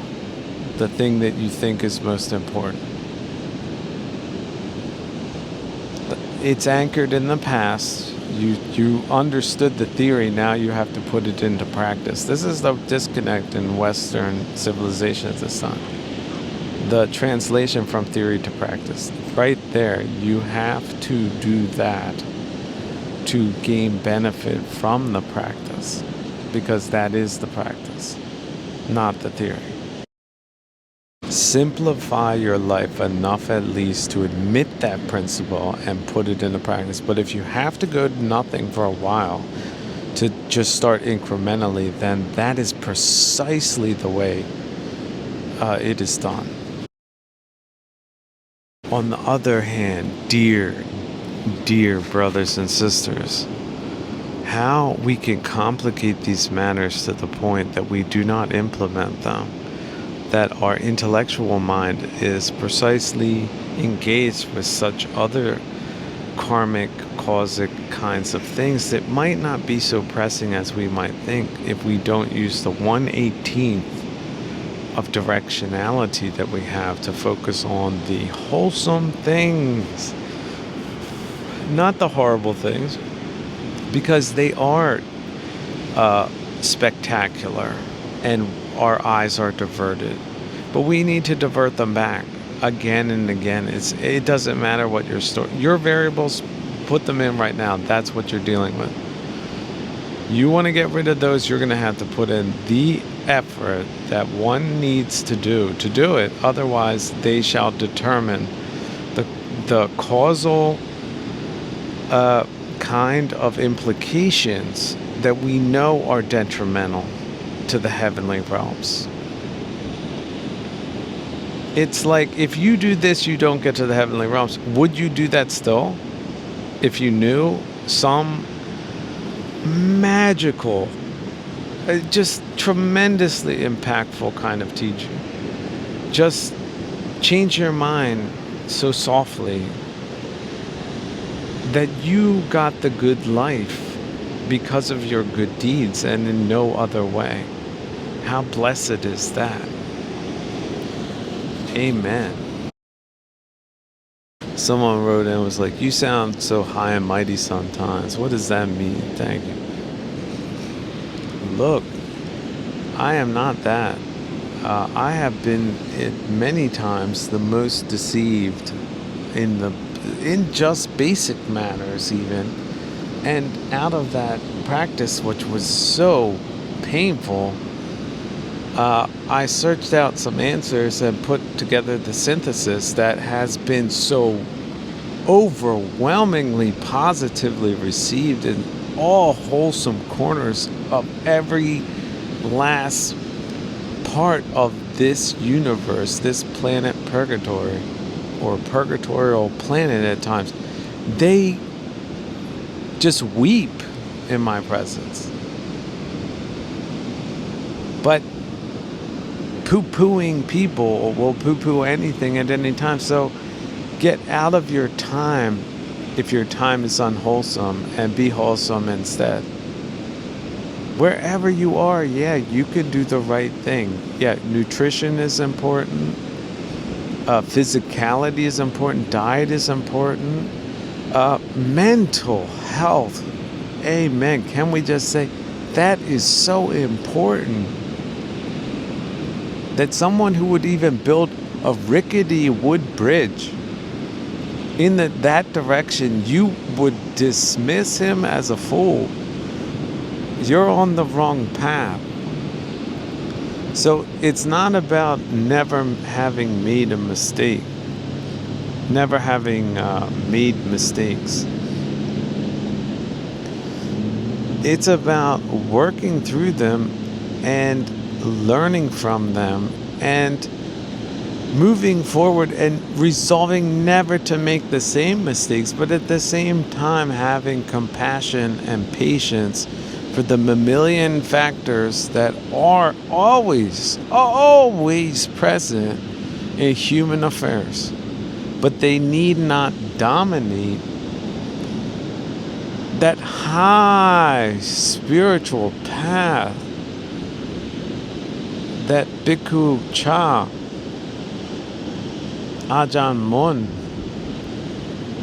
and all the venerable teachers of Tibet and Japan and the United States of America, surprisingly, Korea, let's not forget them, South Korea, have led to a explosion of Satori in this time. Just unbelievable amounts of force unleashed to just decimate the Kalesas worldwide. Decimate them. Every mind moment decimating to be that civilization, the true essence of civic society worldwide. What an honorable, causal, karmic connectivity that represents, despite such tremendous differences in many regards. How efficacious the practice is to break through those barriers that have been hindering us, such as ignorance. Dear brothers and sisters, look up that word in the dictionary right now and then reread it 3 times a day for a week. That's it. Do you feel bad about being ignorant? That's why it happened that way. Now you know it must not happen that way. You feel that? Do you feel that power, that insight, that key into the lock that's keeping you locked to unnecessary suffering? You can unlock it with that key. Should you put in right effort and right view, even just 1/18th per day per mind moment, that you have to do that. Leprosy of the soul, the chitta. Let's see the Kalesas like that have a chitta brought down to the last. See, sickness is such a marvelous metaphor. Where you're in fever, you're delusional, you're seeing things on the walls, they're not there, you're sick. See that metaphor, that bridge that I built neutrally for you as an engineer. Now you can go back and forth and take your variables with you and see them in a sati so clearly. And then you must, as medical personnel, all of you are, you must heal yourselves, DIY. Some people are thrilled to hear that, like, oh wow, that's what it is. You see, they're the very blessed amongst you, but the dullards and dopes like I was, like, oh no, what? We have to do that too?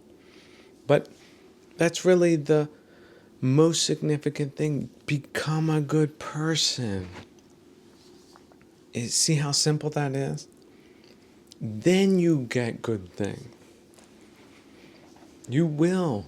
Even if you're suffering, people will cry if they hear your story. Like they will knock themselves out to experience that type of heroic realm.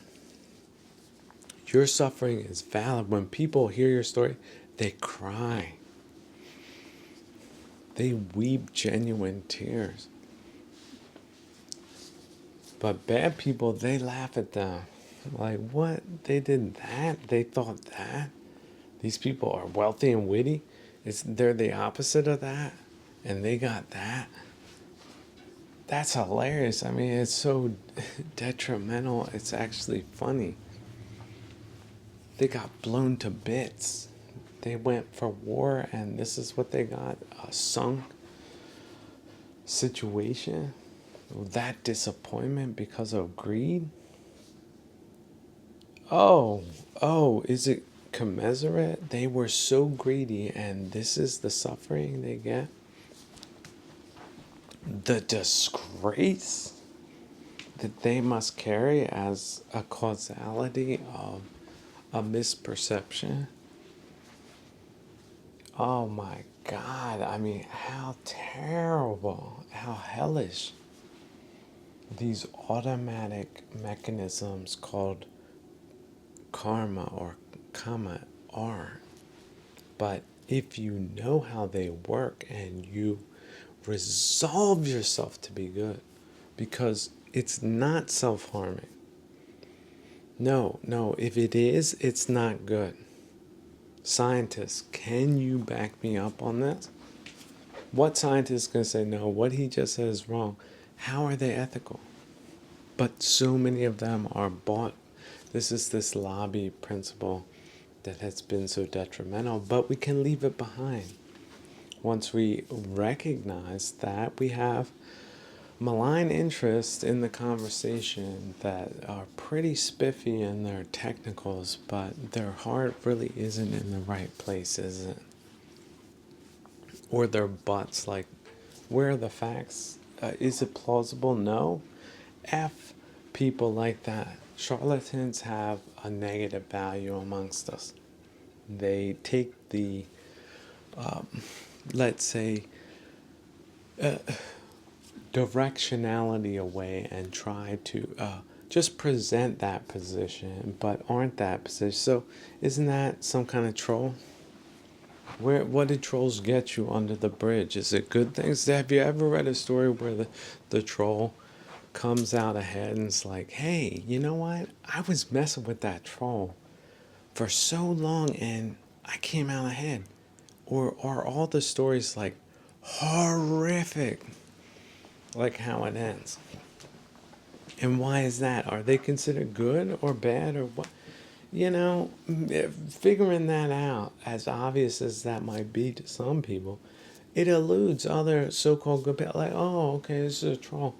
I guess everything's going to be okay in the end. Like, I'm going to be ahead in the end because I'm dealing with a troll? What? Like, these people are deluded. Like, to overlook trollish attributes and then say, oh, I need to invest more in this. Versus, no, that's probably effed up. Just like it is under a trashed bridge. I mean, look at all these trashed places we have right now, even in so-called civil society. Who are these trashing forces again? Like, why is that good? What is the fruit of that? Like, on the stupidest of basic, simple levels. Litter everywhere versus it not being there. So, who's at fault? Is it both sides, like the management and the citizenry, or the lack thereof? You know, I'm just saying, like, these are wide-reaching concepts. Wherever you are, you might be in Canada right now, in the Yukon, and this phenomenon is breaking out.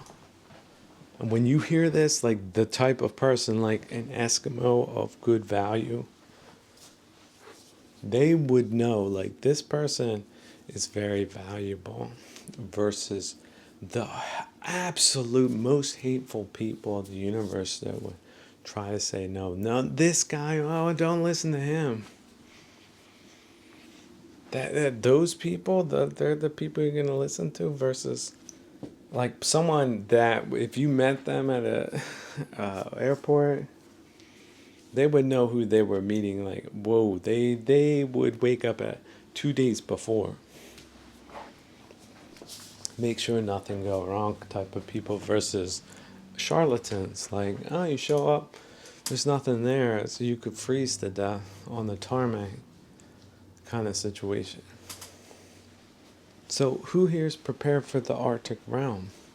I mean, me, I got a very heavy coat with wool. It's so thick, and then on the outside, it's the leather side.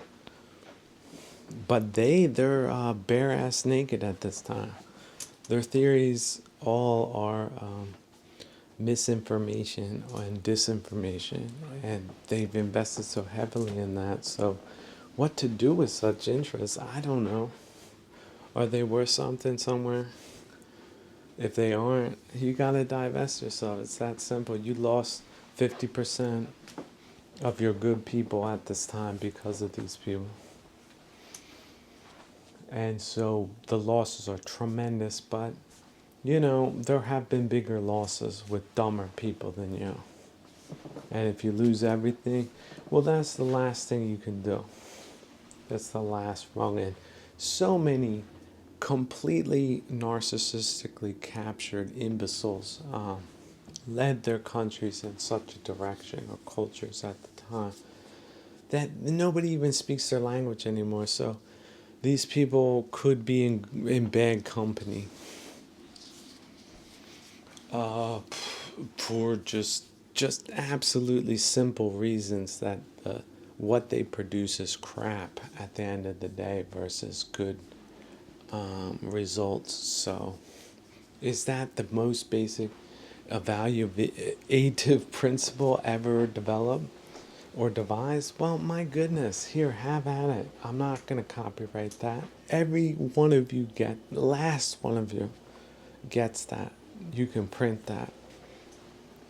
It's not counterfeit, it's real. But you have to build it, and you have to implement it, and you have to do it my moment at a time to even attain the lowest form of crud on the last part of my shoe.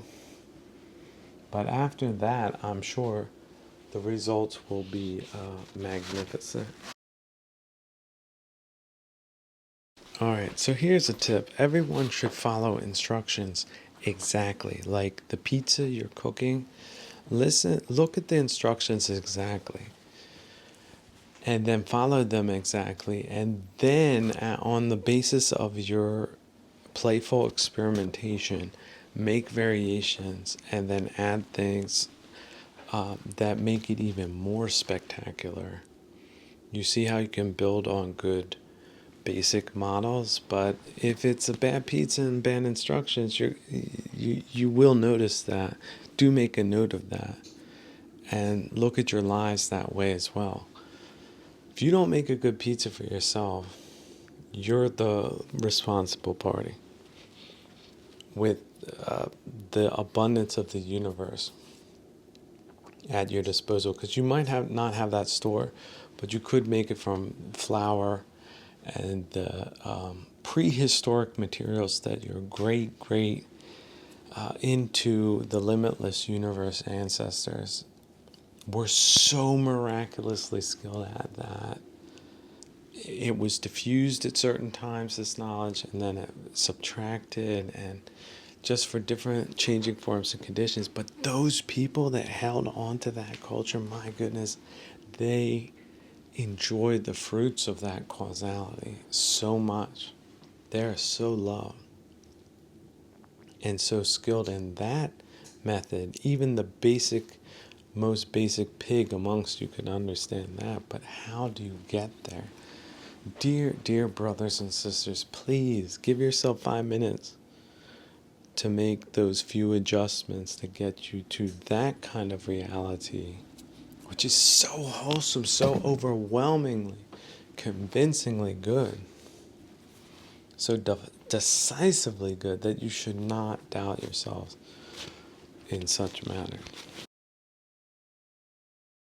Dear brothers and sisters, if I have to come at you this way to motivate you to practice, to have reached those heavenly abodes, that I will never stop to remind you that it's so much better in those higher realms. Never forget it. Even on your worst day, your worst moment, that's just what you had to experience in this realm, this purgatorial realm, but you are free. You have the key. Om Mani Padme Hum. You have it.